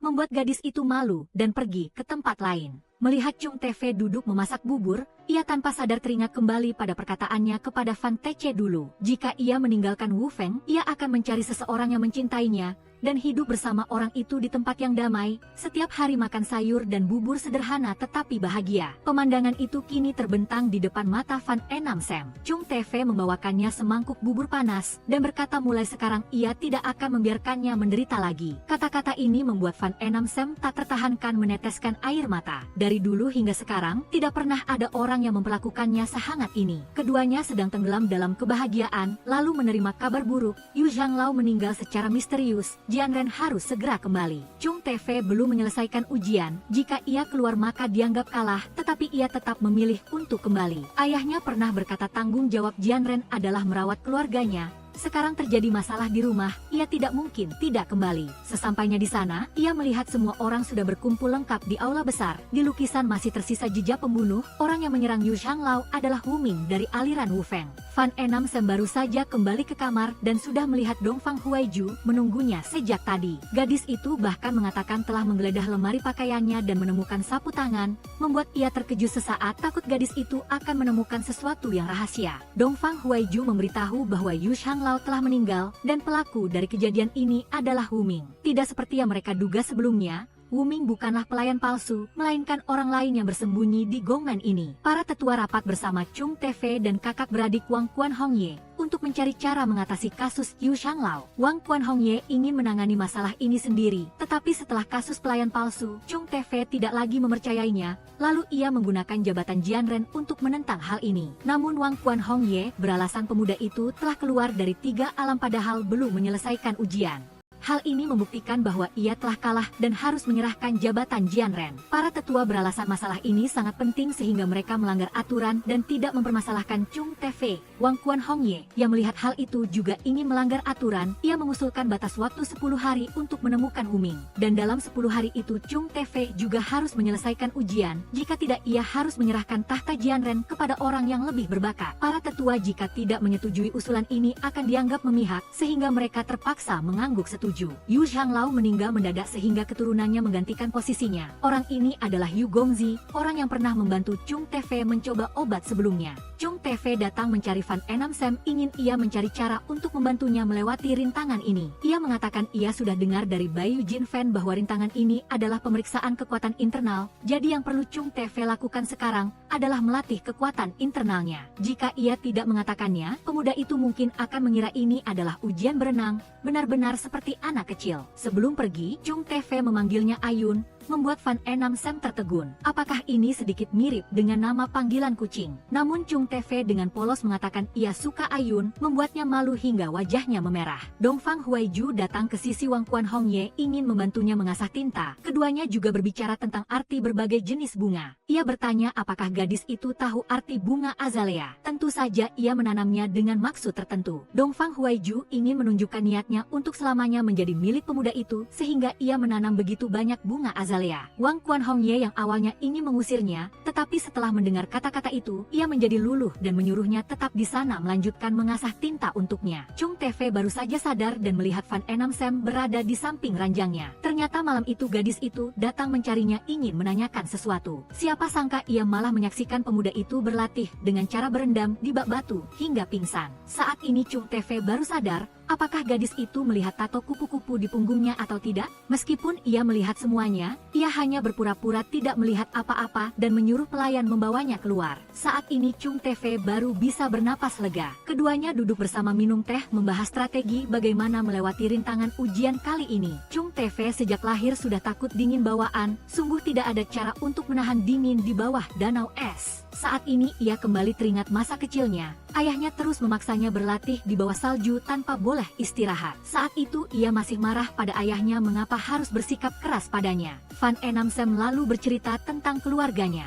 Ia memiliki ibu yang lembut, tetapi ketika ayahnya meninggal, ibunya harus memikul seluruh keluarga sendirian, sehingga menjadi semakin keras. Namun tujuannya hanya ingin agar anak-anaknya menjadi orang yang berguna saja. Dan inilah isi hati dari Gong Xiu. Ia memaksa pemuda itu berlatih di bawah salju, adalah persiapan untuk melewati rintangan ini. Hanya saja Chung TV latihannya belum berhasil, makanya terasa sulit. Setelah berpikir sejenak, Fan Enam Sem menemukan poin penting. Jika membiarkan tubuh beroperasi sendiri, maka akan mampu melawan dingin. Dan hanya ada satu cara yaitu menggunakan racun sifat dingin. Ia mengira sudah memiliki ide bagus, tetapi Chung TV sudah meminum Bayu Jin Fan sebagai penangkal segala jenis racun. Terlebih lagi, akhir-akhir ini Gongmen banyak terjadi masalah. Menyuruh pemuda itu menggunakan racun, bukankah itu tidak pantas? Namun Chung TV dengan cepat mengangguk setuju. Asal bisa melewati rintangan ini, ia akan mencoba segala cara. Fan Enam Sem ingin membuat racun sendiri, tetapi istana Qi dikelola oleh Chung Fin Trui. Pria itu pasti akan mempersulit mereka berdua. Chung TV memberikan peta Gongmen kepadanya. Asal ia mengikuti jalur ini, ia bisa menghindari pos penjagaan. Dan lagi, sekarang ia adalah Jianren. Katakan saja mengikuti perintahnya, maka tidak ada yang bisa menghalangi. Dan kali ini Van Enam Sam benar-benar mendapat untung besar. Ia tidak hanya berhasil membuat obat penawar rasa panas di tubuh akibat cacing setengah bulan. Segera setelah mendapatkan peta jalan di gerbang gong, Yun Weishan berhasil sampai ke klinik medis untuk mencari bahan obat. Dia ingat resep yang ditunjukkan Han Yasi untuk sementara menahan serangga sabit. Berhasil merebus sebotol obat. Belum sempat pergi, dia langsung menabrak Gong Yuanzhu. Dia bertekad mempersulitnya dan tidak mengizinkannya pergi. Dia bahkan memaksanya menggunakan cacing beracun untuk mengatakan yang sebenarnya. Trik-trik kecil ini tidak dapat menyulitkan Yun Weishan. Dia hanya bisa memaksanya meminum setengah botol obat untuk membuktikan bahwa ini hanyalah obat penenang. Untuk bisa keluar dari sini, dia hanya bisa meminumnya di depannya. Untungnya, ini memang obat yang cocok untuk tubuhnya sehingga Yun Weishan tidak memiliki reaksi apapun. Baru 2 langkah dia berjalan, Gong Yuanzhu tiba-tiba menyerang dari belakang. Dia tidak akan semudah itu membiarkannya pergi. Yun Weishan cukup cerdik untuk menghindar tepat waktu, tetapi dia memang bukan lawan Gong Yuanzhu. Ketika pedang hampir menebasnya, Gong Ziu dengan cepat menahannya. Dari Gong Wu sampai ke tempat ini, dia selalu diam-diam mengikutinya untuk melindunginya. Takut sesuatu akan terjadi pada Yun Weishan. Tindakan Gong Ziu ini membuat hati Yun Weishan merasa hangat. Ternyata selalu ada seseorang di belakangnya melindunginya dari bahaya. Setelah mendapatkan racun dingin dari Yun Weishan, Gong Ziu dengan cepat melanjutkan perjalanannya untuk melanjutkan tantangan. Dia berpesan kepada Jin Fan yang ditinggalkan untuk memperhatikan Nyonya Wuji. Karena akhir-akhir ini dia sering berinteraksi dengan Gong Xiangjue. Hari itu Jin Fan datang mencari Nyonya Wuji, tetapi setelah dipanggil berkali-kali tidak ada tanggapan. Dia masuk ke dalam kamar juga tidak menemukan hal mencurigakan sehingga dia pun pergi. Gong Yuanzhu yang bersembunyi di dekat situ melihat Jin Fan sudah pergi baru menampakkan diri, tetapi Jin Fan dengan sigap sudah bersembunyi di pintu. Keduanya pun bertanding seperti itu. Gong Yuanzhu datang ke sini untuk mencari rekam medis Nyonya Lan. Jin Fan tidak membiarkan dia mencapai tujuannya dan ingin merebutnya. Hasilnya, rekam medis itu robek, masing-masing pihak menyimpan setengahnya. Rekam medis ini dapat membuktikan identitas Gong Ziu sehingga kedua belah pihak ingin memenangkannya. Jin Fan awalnya ingin memberikan setengah dari gulungan ini kepada Gong Zhixiang untuk disimpan, tetapi melihatnya tampak kurang dapat dipercaya, dia memutuskan untuk menyimpannya sendiri demi keamanan. Yun Weishan tahu bahwa Nyonya Wuji sering berinteraksi dengan Gong Xiangjue karena masalah identitas Gong Ziu, jadi dia datang mencarinya untuk berunding. Begitu dia membuka pintu dan masuk ke kamar, dia diserang oleh Nyonya Wuji dengan satu gerakan yang membuatnya tidak sempat menghindar. Dan gerakan ini sangat familiar membuat Weishan teringat pada gerakan yang sering digunakan oleh Wu Feng. Nyonya Wuji baru saja kehilangan sesuatu yang sangat penting sehingga siapapun yang menyelinap masuk ke kamar akan dicurigainya. Melihat Yun Weishan tidak terlihat mencurigakan, mereka berdua pun duduk untuk berbicara. Nyonya Wuji mengatakan dia kehilangan suatu barang tetapi tidak tahu siapa yang mengambilnya. Barang ini sangat penting karena dapat memengaruhi posisi Jue dari Gong Ziu. Itu adalah rekam medis Nyonya Lan di masa lalu. Jika rekam medis itu jatuh ke tangan Gong Xiangjue maka Gong Ziu tidak memiliki jalan mundur lagi. Yun Weishan sekarang adalah calon istri Gong Ziu. Jika dia setia padanya, dia harus memikirkan tindakan selanjutnya untuk menghadapi situasi ini. Xiang Guanqian yang menguping pembicaraan pribadi Gong Xiangjue dan Gong Yuanzhu di luar. Setelah ketahuan dia pun terpaksa berdiri dan berkata dia bisa melakukan apapun demi tuan muda kedua Gong. Jika tuan muda Gong percaya, biarkan dia melaksanakan tugas kali ini. Gong Yuanzhu memang tidak menyukai Xiang Guanqian sehingga tidak ingin memberitahunya. Tetapi di hati tuan muda kedua Gong ada pemikiran lain. Jika dia ingin membuktikan kesetiaannya seperti itu, maka pergilah ke Gong Wu dan bawa kembali setengah dari rekam medis itu. Harus diingat apa yang boleh dibaca maka bacalah, apa yang tidak boleh dilihat maka sama sekali tidak boleh dibuka. Gong Ziu melihat permukaan danau es yang membeku di tangannya. Di dalam hati ada sedikit keraguan. Namun saat ini dia tidak bisa takut lagi. Untuk dapat melindungi seluruh gerbang Gong, dia harus menyelesaikan tantangan 3 lembah. Dan ini hanyalah rintangan pertama. Setelah menelan racun dingin yang telah diracik Yun Weishan, Gong Ziu mengerahkan seluruh kekuatannya untuk melompat ke danau es. Air di danau itu sangat dingin, tetapi semakin dalam turun, semakin hangat. Kehangatan itu bisa membuat orang nyaman tetapi juga mudah membuat orang tenggelam di dalamnya. Jika serakah dan menyelam terlalu dalam hingga kehabisan napas, dia tidak akan sempat muncul ke permukaan. Sui Chongzi bertaruh bahwa Gong Ziu akan melewati tantangan kali ini. Dia adalah orang yang baik hati. Dia berharap dia akan teguh untuk menjadi Jue yang melindungi seluruh gerbang Gong ini.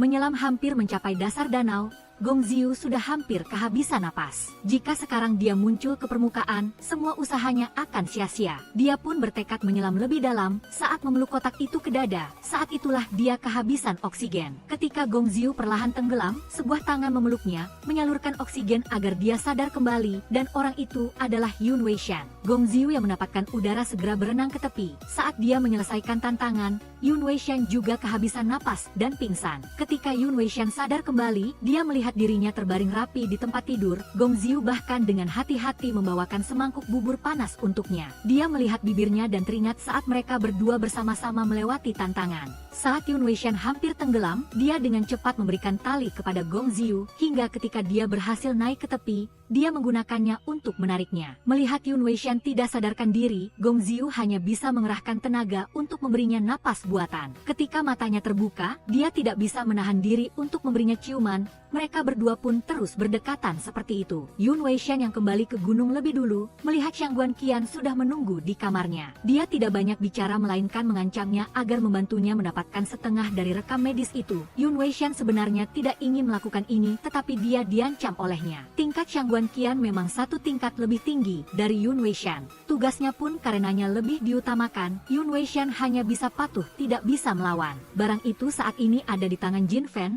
Tetapi dia memang orang yang berhati-hati tidak meninggalkan celah. Jika bertarung langsung pasti tidak akan menang. Yun Weishan hanya punya cara menggunakan Gong Zhixiang sebagai jebakan. Dia membuat kue dan membawanya kepada Jin Fan. Setelah itu dia pergi memberitahu Gong Zhixiang bahwa Jin Fan keracunan sehingga dia datang ke kamar Jin Fan menangis terseduh-seduh. Yun Weishan memanfaatkan kekacauan itu untuk mengambil barang di saku baju Jin Fan lalu dengan cepat memberikannya kepada Shangguan Qian. Shangguan Qian berhasil menyelesaikan tugasnya membuat tuan muda kedua Gong sangat puas. Memang pengantin wanita yang dia pilih bukanlah orang biasa. Setelah Jin Fan tenang baru menyadari ada hal yang aneh, tetapi saat ini setengah dari rekam medis itu juga sudah tidak ditemukan lagi. Dia yakin bahwa Yun Weishan yang melakukan tipuan itu lalu mendatanginya untuk meminta penjelasan. Meskipun Yun Weishan bersikeras tidak mengakui, Jin Fan tahu pasti bahwa dialah yang menjebaknya. Xia Jue begitu mempercayainya, dia malah melakukan hal ini mengancam nyawanya. Jika Gong Xiu kenapa-kenapa, dia pun jangan bermimpi bisa hidup. Jin Fan memerintahkan pengawal untuk mengunci pintu dan menahan Yun Weishan di kamar. Siapapun tidak boleh mendekat setengah langkah pun. Gong Xiu yang berhasil melewati tantangan pertama pun langsung diwarisi ilmu bela diri rahasia keluarga Sue oleh Sue Chongzi. Namun, teknik pedang ini tidak bisa dipelajari oleh sembarang orang, bahkan Sue Gongzi pun butuh 7 tahun untuk bisa menyelesaikannya. Gong Xiu tidak percaya pada dirinya sendiri. Sejak kecil dia tidak pernah melakukan hal yang benar. Posisi Jue ini jika bukan karena kakak laki-lakinya tertimpa musibah, seumur hidupnya pun belum tentu sampai gilirannya. Namun, dia tidak tahu bahwa sejak kecil ayahnya sudah mengatur segalanya untuknya.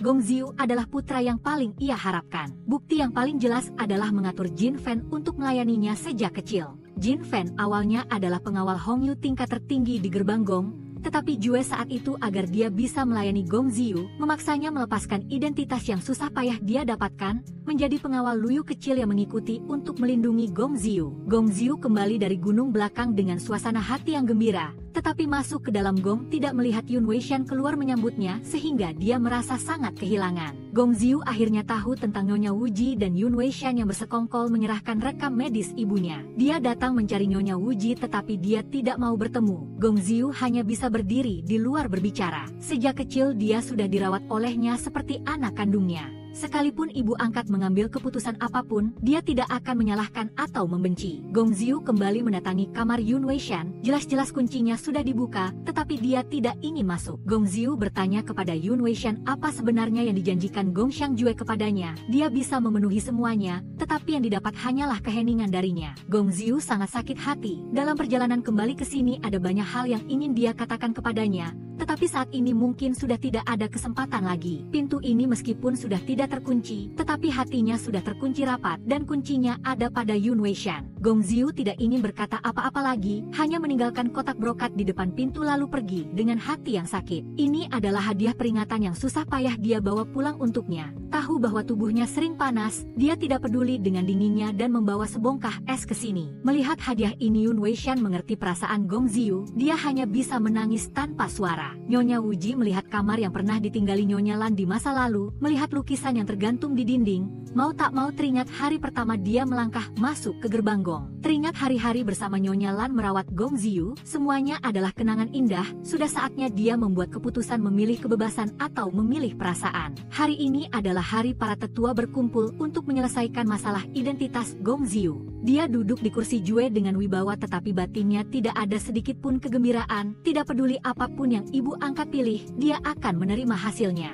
Gong Xiangjue mengeluarkan rekam medis Nyonya Lan, di dalamnya tertulis jelas Gong Ziyu lahir cukup bulan bukan prematur. Ini membuktikan bahwa dia sudah hamil sebelum masuk gerbang Gong. Gong Ziyu sama sekali bukan keturunan keluarga Gong. Di sini ada Nyonya Wuji yang melayani Nyonya Lan, dia bisa bersaksi. Gong Xiangjue sangat bangga, tetapi perkataan Nyonya Wuji memadamkan senyum di mulutnya. Dia mengatakan bahwa rekam medis ini sama sekali bukan milik Nyonya Lan, setengah gulungan yang lain sudah tertukar. Gong Ziyu memang bayi prematur dan darah daging keluarga Gong. Para tetua segera menyuruh orang menggeledah seluruh klinik medis. Hasilnya rekam medis Nyonya lain juga hilang. Dan orang itu adalah ibu dari Gong Xiangjue. Dia dan Nyonya Lan berasal dari desa yang sama dan bermarga sama sehingga rekam medis ini keliru. Berdiri di hadapan semua orang, Nyonya Wuji sekali lagi memohon para tetua untuk menentukan identitas Gong Ziyu. Selama 20 tahun lebih ini dia selalu dicap sebagai anak haram dan harus menanggung banyak ketidakadilan. Yun Weishan melangkah perlahan dan enggan menuju gerbang-gerbang Gong. Dia masuk ke sini karena ingin menukar dengan kebebasan. Kini Gong Ziyu telah memberinya kebebasan itu, tetapi hati Yun Weishan tidak ingin pergi lagi. Dia menyeret langkahnya perlahan, hingga saat hampir sampai di gerbang-gerbang Gong, dia mendengar panggilan keras menyebut namanya. Gong Ziyu bergegas lari dan memeluknya.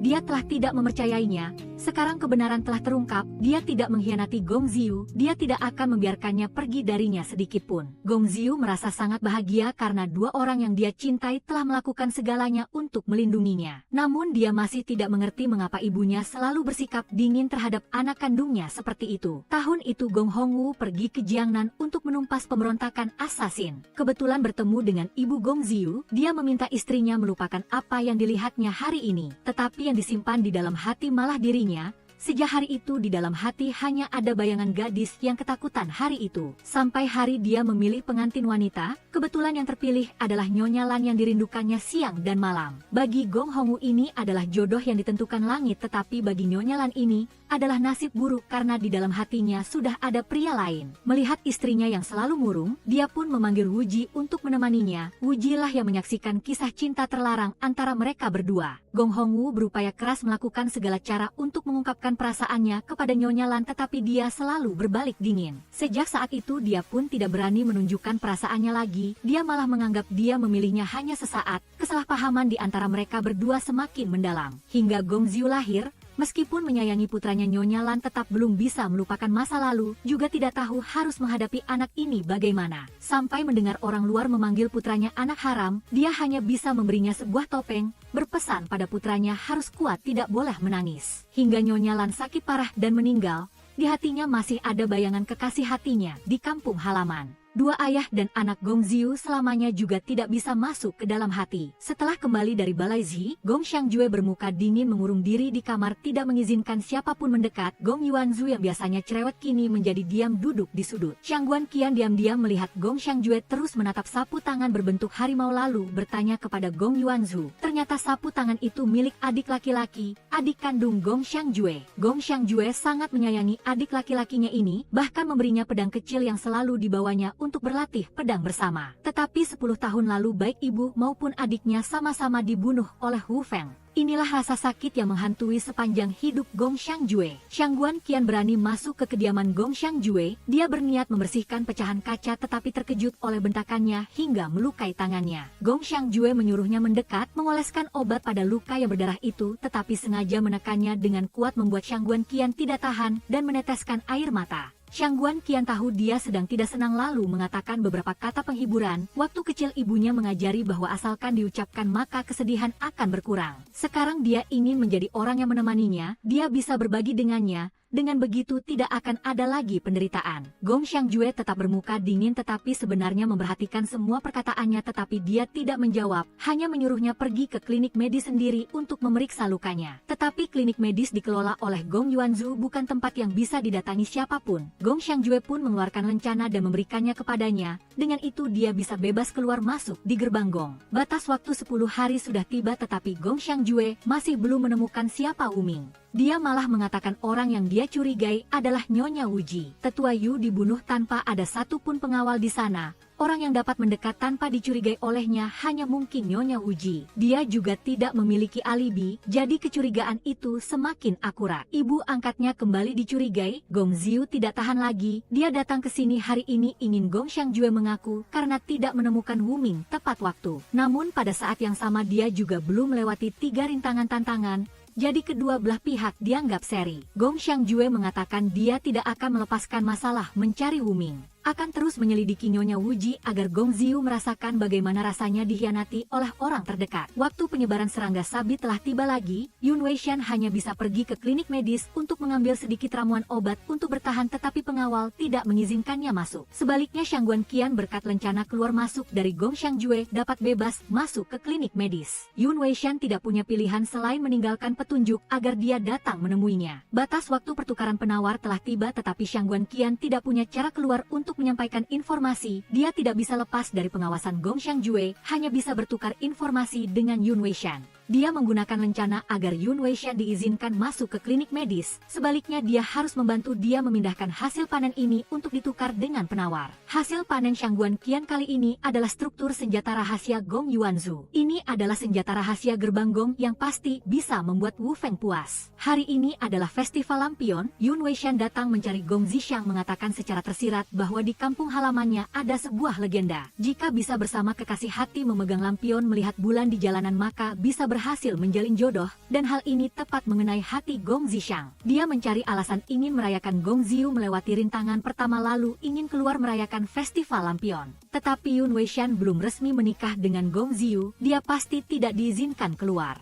Yun Weishan yang ingin pergi pun langsung setuju, masalah ini hanyalah masalah kecil tidak perlu melapor kepada tetua, dia punya cara agar mereka bisa keluar melalui terowongan rahasia. Malam itu keempatnya menyelinap keluar, Gong Xiu mencari alasan bahwa di dalam terowongan rahasia sangat gelap takut dia dalam bahaya, lalu dengan berani meraih tangannya ingin menuntun jalannya. Gong Zhixiang yang melihat itu pun meminta Jin Fen untuk melindunginya tetapi dia merasa sangat terganggu lalu melangkah cepat mendahului. Keempat orang yang diam-diam keluar melalui terowongan rahasia kepergok oleh pengawal, mereka pun segera berlari ingin melaporkan kepada Gong Xiangjue. Gong Xiangjue dan Shangguan Qian makan malam bersama untuk merayakan festival lampion. Dia melihat bahwa tahun pertama dia masuk gerbang Gong dia mungkin kesepian jadi dia setuju untuk makan malam bersamanya. Shangguan Qian bahkan dengan teliti memasak semangkuk bubur yang sangat lezat khas kampung halaman dan menawarkannya kepadanya. Gong Xiangjue baru saja mendekatkan mangkuk bubur ke mulutnya, sebuah senjata rahasia terbang dari suatu tempat menjatuhkan mangkuk bubur dari tangannya. Gong Xiangjue tanpa mengubah ekspresi langsung melemparkan pecahan mangkuk ke arah orang yang baru saja menyerang, tepat mengenai titik vitalnya, tetapi tanpa diduga orang itu adalah adiknya sendiri Gong Yuanzhu. Gong Yuanzhu terluka parah hanya tersisa sedikit napas tetapi masih berusaha menggerakkan bibirnya mengatakan bubur di mangkuk itu beracun. Meskipun dirinya sendiri hampir dalam bahaya,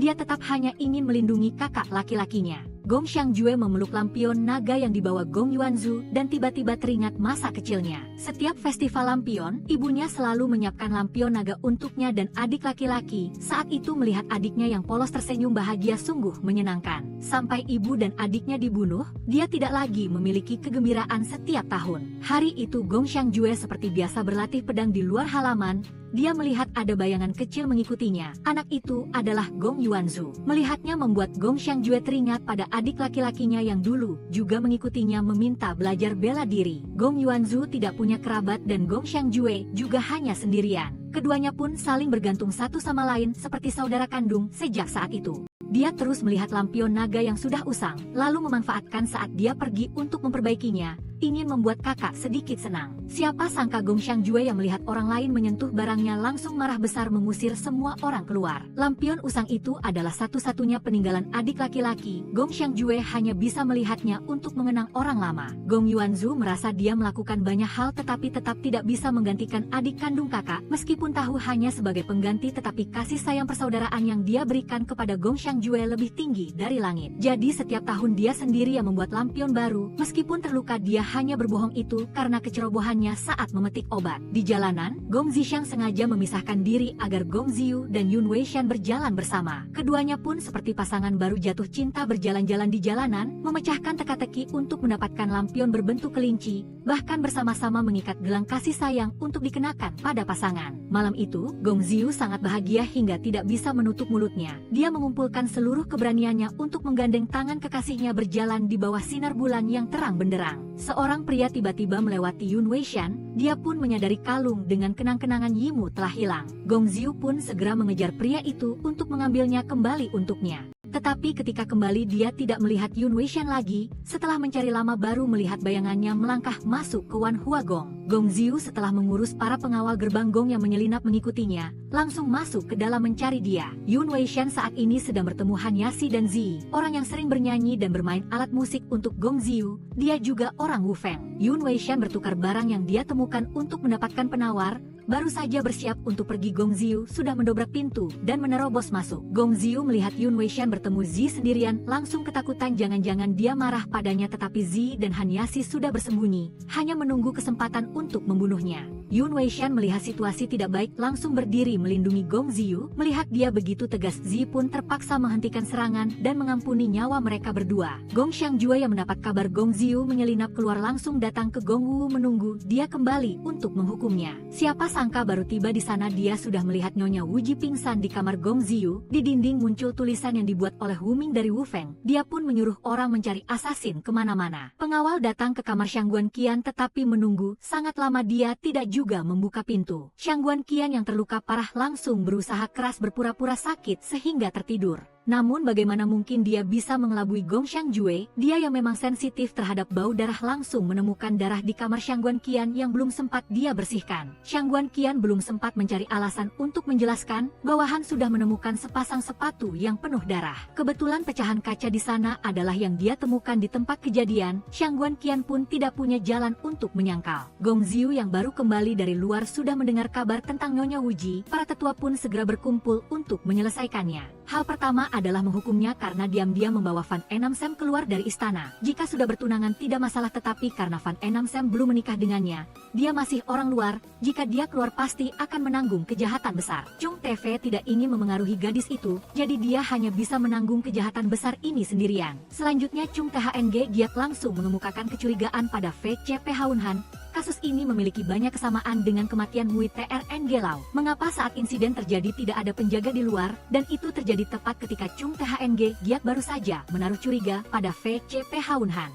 Tidak mustahil untuk membuat hipotesis bahwa dia sendiri yang mengatur sandiwara ini karena ingin menghilangkan kecurigaan. THNG Quan Tin ditangkap dan disiksa di penjara, tetapi dia tetap diam sampai Chung THNG Giat masuk dan menunjukkan semua alat penyiksaan narapidana yang dibuat khusus oleh Chung Fin Trui. Jika bukan topeng besi, itu adalah racun yang membuat orang lebih baik mati daripada hidup. THNG Quan Tin saat ini seperti ikan di talenan. Dia takut dan mengakui identitas aslinya. Dia memang bukan putri dari keluarga THNG Quan, tetapi pada dasarnya adalah anak yatim piatu dari sekte Gunung Kesepian. Hari ini, untungnya Im Truk menerimanya dan membawanya ke Wu Feng untuk latihan. Tetapi setelah itu dia baru tahu bahwa Wu Feng adalah pembunuh yang telah membantai seluruh klan Gunung Kesepian. Membawa dendam pemusnahan klan, dia berusaha menjadi orang yang hebat, menyusup ke Chung Mon dengan niat untuk membalas dendam pada Wu Feng. Dan hari itu, dia secara tidak sengaja pergi ke tempat Chung TV dan melihat VCP Haun Han sendiri yang menulis surat darah itu. Dia awalnya ingin melarikan diri tetapi dia ditemukan olehnya dan dia ingin membunuhnya. THNG Quan Tin tidak bisa melawannya sehingga dia terluka parah, tetapi tanpa diduga VCP Haun Han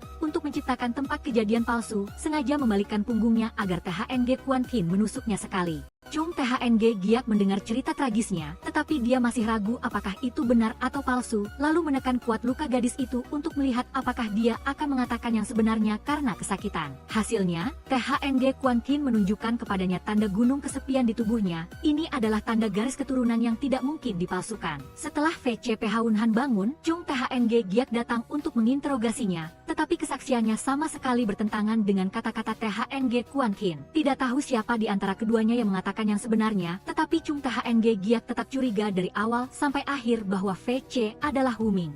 Fan Enamsem atas nama mengunjungi THNG Quan Qin yang terluka untuk memberinya penawar yang baru saja dia dapatkan. Keduanya tampak seperti sedang berbincang dengan mesra, padahal sebenarnya mereka menggunakan kata-kata tersirat untuk bertukar informasi. Keduanya telah menyadari bahwa VCP Haunhan juga adalah orang Wu Feng yang telah lama bersembunyi di Chungmon. THNG Quan Qin telah terluka hingga seluruh tubuhnya seperti lumpuh, bahkan tidak bisa minum obat sendiri. Melihat dua bersaudara Chung THNG Giak menginterogasinya seperti sedang memaksanya, dia merasa sedih dan kesulitan mengambil cangkir obat. Chung THNG Giak saat ini merasa iba dan menyuapinya obat yang membuat Chung Fintrui cemburu hingga tidak ingin berbicara dengan kakak laki-lakinya. Pembantu memasukkan sebuah surat rahasia, seperti yang mereka duga, pencuri kalung Fan Enamsem hari itu adalah orang yang sudah diatur. Tujuannya untuk memancing Chung TV pergi. Fan Enamsem ini pasti bermasalah. Telah tiba hari Chung TV melanjutkan melewati tantangan berikutnya. Chung TV telah diserang oleh orang-orang dari Ngui Chung. Chung TV menggunakan ilmu pedang yang baru dipelajarinya untuk mengalahkan mereka semua. Sementara itu, Fan Enamsem di atas perahu telah dikenalikan oleh Mui TRNG Lau, dan jurus ini adalah jurus yang sering digunakan oleh orang-orang Wu Feng. Chung TV yang selesai membereskan para penjaga itu kembali dan melihat Mui TRNG Lau mengenalikan Fan Enamsem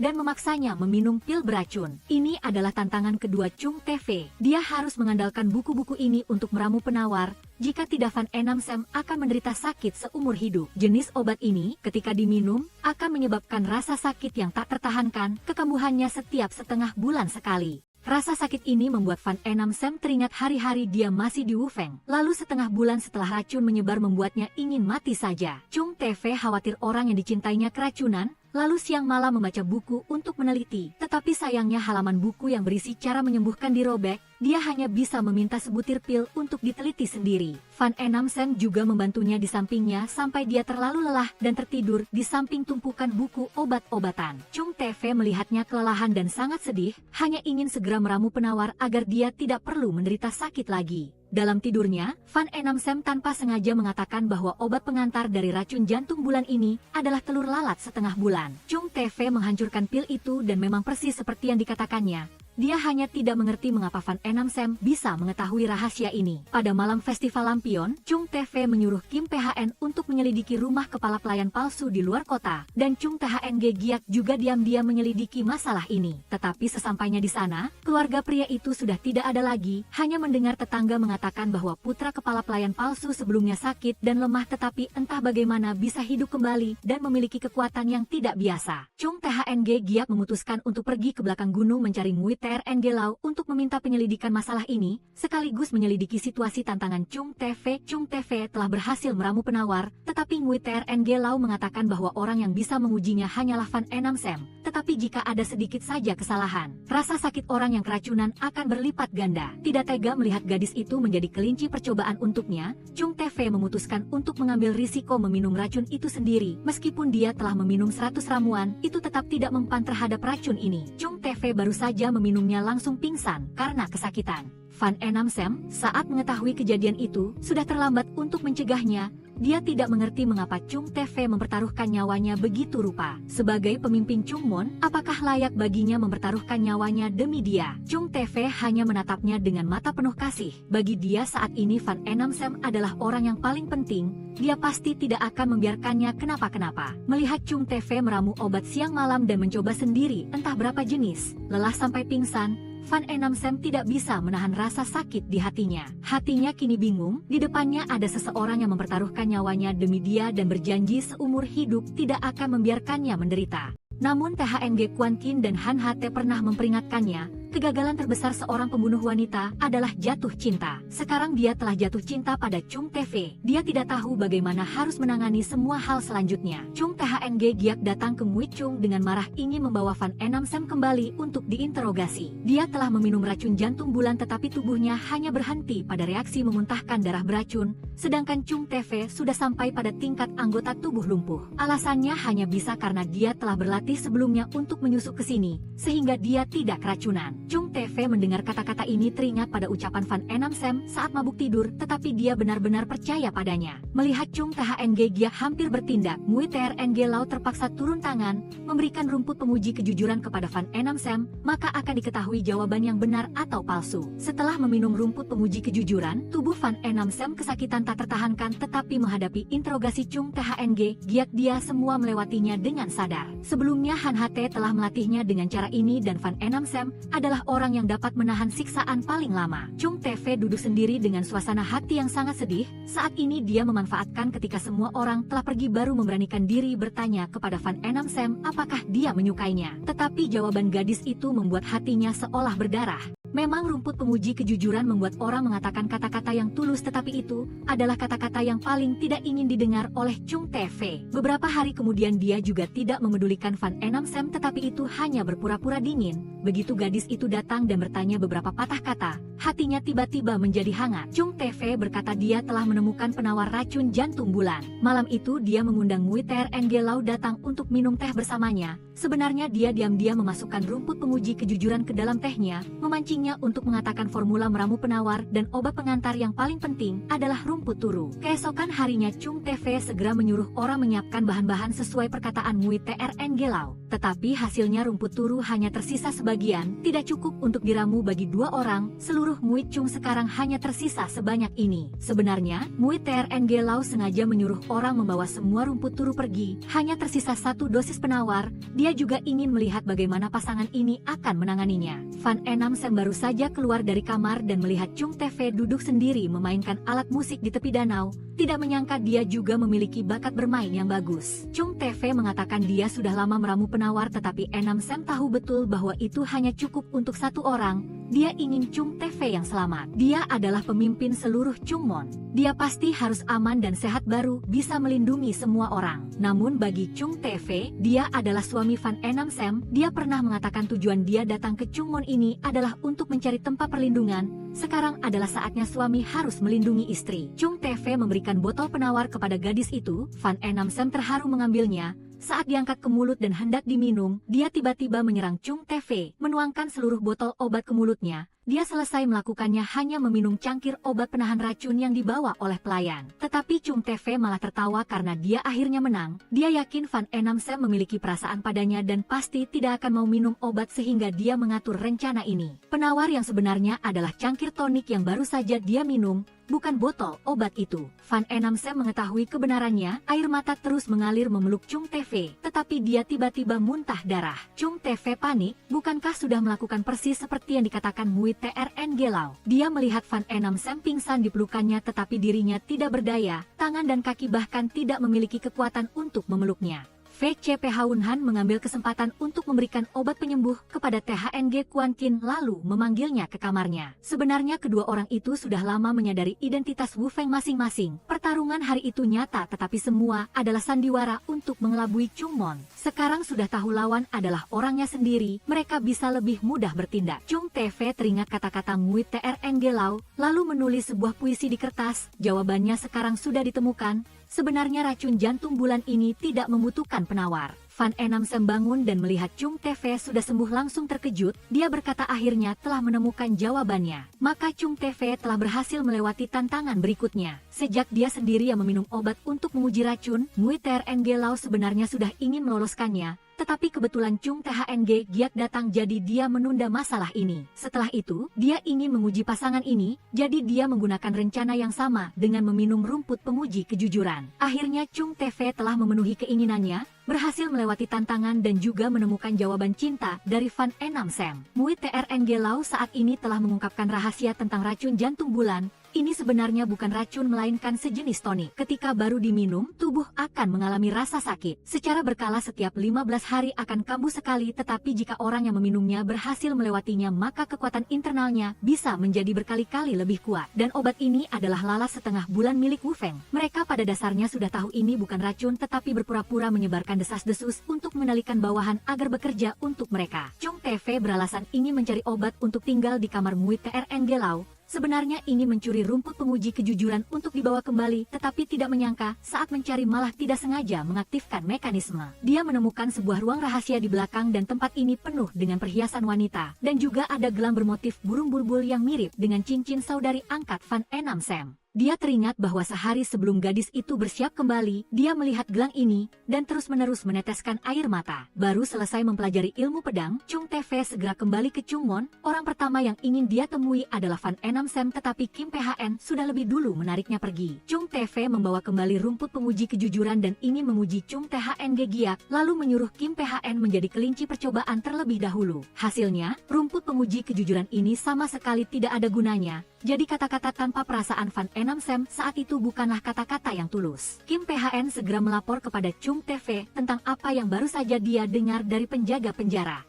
Malam saat CHPNHN mengalami insiden, penjaga itu dalam keadaan setengah sadar melihat seseorang misterius masuk ke penjara pengantin wanita pembunuh. Berdasarkan deskripsi, ia memastikan orang itu adalah Mui TRNG Lau. Chung TV teringat lagi pada ekspresi aneh Van Enam Sam saat melihat gelang itu dan kamar rahasia Mui TRNG Lau. Sebelum Van Enam Sam kembali, dia membaca sebuah puisi yang intinya ingin bertemu Mui TRNG Lau malam ini. Chung THNG Giak sedang berendam di bak mandi ketika THNG Kuan Kin tiba-tiba masuk. Dia mengatakan lukanya sudah sembuh dan bertanya apakah dia ingin memeriksanya sendiri. Chung THNG Giak tidak menjawab dan menarik tangannya yang digenggam erat oleh gadis itu. THNG Kuan Kin agak canggung ingin pergi dari sana, tetapi Chung THNG Giak tiba-tiba memanggilnya kembali. Air di kolam ini memiliki efek penyembuhan luka. Tidak tahu apakah dia ingin mencobanya bersamanya. Keduanya telanjang di bak mandi menciptakan pemandangan yang ambigu. THNG Kuan Kin malu-malu menatap Chung THNG Giak. Keduanya memiliki malam yang romantis. Chung Fin Trui kebetulan melihat Kim PHN memimpin rombongan pengawal bergegas entah kemana, lalu penasaran mengikutinya untuk melihat apa yang terjadi. Hasilnya dia melihat sebuah wadah dupa memancarkan asap yang membuat para pengawal yang berjaga di istana tertidur pingsan. Mui TRNG Lau entah dari mana datangnya sudah masuk ke kamar Van Enam Sam. Begitu sampai gadis itu langsung menanyakan tentang Van Tece. Mengapa gelang Van Tece ada di tangan Mui TRNG Lau? Mereka berdua belum sempat berbicara lebih jauh. Chung TV yang mengintai di luar sudah mendorong pintu dan masuk. Ternyata Mui TRNG Lau dan Van Enam Sam sama-sama orang Wufeng. Setelah adegan cinta yang ambigu, barulah THNG Kuan Kin mengungkapkan perasaannya. Hari ini dia datang ke sini ingin memohon Chung THNG Giak membantunya membalas dendam, dan orang itu adalah Im Truk. Setelah mengetahui bahwa Im Truk membohonginya, dia diam-diam membalas dendam, menaruh racun di makanan tetapi sama sekali tidak bisa berbuat apa-apa padanya. Hanya dengan kekuatannya sendiri dia tidak bisa melawan seluruh Wufeng. Dia hanya bisa memberanikan diri menemui Chung THNG Giak untuk meminta bantuan. Mui TRNG Lau tahu Chung TV telah salah paham tentang dirinya dan Van Enam Sam lalu menceritakan semua kebenaran tahun itu. Sebenarnya Van Tece adalah kekasihnya. 2 tahun lalu Wufeng telah mengirim pembunuh ke Chungmon untuk mencuri 100 ramuan yang terkumpul dan orang itu adalah Van Tece. Saat berhasil menyelinap ke klinik obat, dia mengira akan berhasil, tetapi tanpa diduga Chung Fin Trui menemukannya, menggunakan senjata rahasia melukai Van Tece parah. Malam itu Mui TRNG Lau juga kebetulan menyelinap keluar ke gunung lebih awal ingin melihat rumput kupu-kupu salju yang baru ditanam, dan tanpa sengaja bertemu Van Tece yang terluka parah lalu membawanya kembali untuk diobati. Chungmon awalnya ingin membunuh Van Tece, tetapi Mui TRNG Lau mengusulkan agar dia tetap tinggal menjadi kelinci percobaannya. Tinggal bersama beberapa waktu, Mui TRNG Lau perlahan menaruh perasaan padanya dan Van Tece juga mulai mempercayai beliau. Mengira semuanya bisa terus berlanjut seperti itu sampai melihat Van Tece terus-menerus cemas. Beliau mengira gadis itu tidak ingin tinggal di tempat ini, tetapi sebenarnya dia tidak berani. Van Tece adalah anak yang dilahirkan di dalam peti mati yang dibawa kembali oleh Han Hate ke Wufeng untuk dilatih. Orang yang sudah masuk Wufeng selamanya tidak ada jalan kembali. Dia ingin tinggal di tempat damai ini, tetapi jika Wufeng tidak mendapat kabar akan terus mengirim pembunuh ke sini, Chungmon juga tidak akan ada hari tenang. Mui TRNG Lau lalu memikirkan sebuah rencana.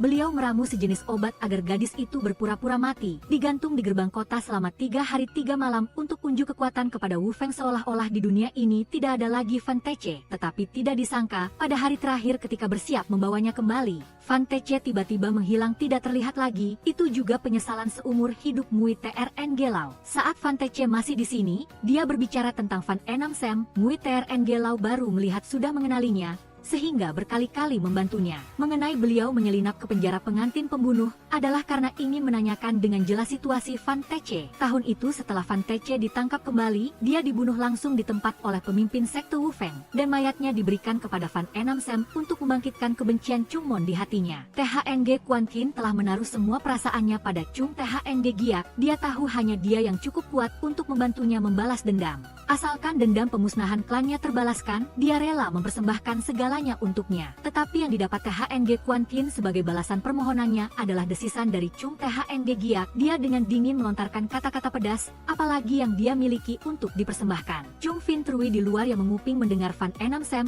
adalah pembunuh Wu Feng langsung ingin masuk untuk menghabisinya, tetapi dihalangi oleh Kim PHN di luar. Keduanya bertarung sebentar, tetapi Kim PHN bukanlah orang sembarangan. Chung Fin Trui tahu dia tidak akan bisa mengalahkannya, lalu menembakkan sinyal ke langit agar kakaknya datang menyelamatkan. Chung THNG Giak yang baru mendengar sinyal segera menyerbu ke Fei Chung, tetapi di kamar sudah tidak ada Chung Fin Chahaye. Saat dia hendak menyerah, dia tiba-tiba mencium bau darah dari sudut lemari di kamar. Chung Fin Chahaye yang titik tekanannya ditahan tidak bisa bergerak, tahu kakaknya sensitif terhadap bau darah, lalu menggigit bibirnya sendiri agar dia menemukannya. Chung THNG Giak memerintahkan orang-orang Chung TV melepaskan titik tekanan Chung Fin Chahaye. Jika tidak malam ini dia pastikan akan membongkar seluruh Fei Chung. Setelah Chung Fin Chahaye kedatangan kakaknya, dia juga menjadi lebih berani. Ketiga orang Chung TV, Van Enam Sem, dan Mui TRNG Lau melawan Chung THNG Giak, tetapi tidak ada di antara mereka yang menjadi lawannya. Mengetahui dirinya tidak bisa melawan Chung THNG Giak, Chung TV segera menyuruh Van Enam Sem lari ke gunung belakang meminta bantuan Tui Trung Te. Dia akan tinggal di sini mengulur waktu. Tetapi saat gadis itu baru saja pergi, Chung Fin Chahaye dengan cepat melepaskan senjata rahasia yang melukai Van Enam Sem parah. Para tetua yang mengetahui kejadian itu segera mengadakan pertemuan darurat. Persaudaraan Chung Mon sekarang saling membunuh seperti itu benar-benar memalukan keluarga Gong. Chung Fin Chahaye menuduh Van Enam Sem adalah mata-mata Wu Feng. Dia sendiri yang mendengarnya dan bahkan hampir dihabisi oleh orang-orang ini.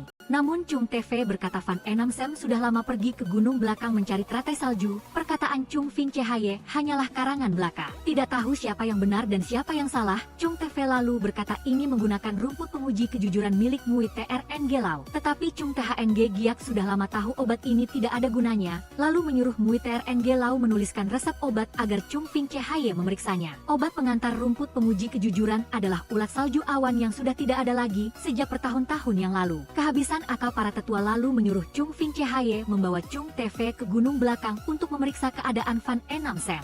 Van Enam Sem menyeret tubuhnya yang terluka ke istana salju dan pingsan. Dia terkena racun senjata rahasia Chung Fin Chahaye. Tui Trung Te hanya bisa sementara membantunya mempertahankan hidup, dan penawarnya hanya Chung Fin Chahaye, orang satu-satunya yang tahu cara meramunya. Chung Fin Chahaye memimpin rombongan pengawal menyerbu masuk ke istana salju ingin memeriksa. Chung TV diam-diam memberikan token kepada Tui Chong Te menyuruhnya mencari Chung Te THNG untuk mengambil penawar. Setelah sampai di danau es, Chung TV sengaja menggunakan giok satu-satunya membuka pintu lalu menarik Chung Fin Chahaye keluar dan menutup pintunya lagi. Van Enam Sem terluka parah terbaring di dalam membuat Chung TV sangat khawatir. Saat ini Tui Chong Te telah berhasil mengambil jalan pintas masuk ke dalam danau. Tetapi senjata rahasia Chung Fin Chahaye ada banyak jenisnya. Hanya melihat pada pecahannya tidak tahu jenis apa itu untuk meramu obat. Van Enam Sem teringat pada gambar senjata rahasia THNG Quan Qin. Dia langsung tahu jenis senjata rahasia apa yang digunakan Chung Fin Chahaye. Mereka berhasil menemukan penawar racun. Ketika Chung Fin Chahaye berhasil membuka pintu dan masuk, dia melihat Van Enam Sem sudah pulih duduk bermain dengan teratai di bawah air. Dia tidak bisa berbuat apa-apa lagi selain membawanya kembali ke istana untuk para tetua.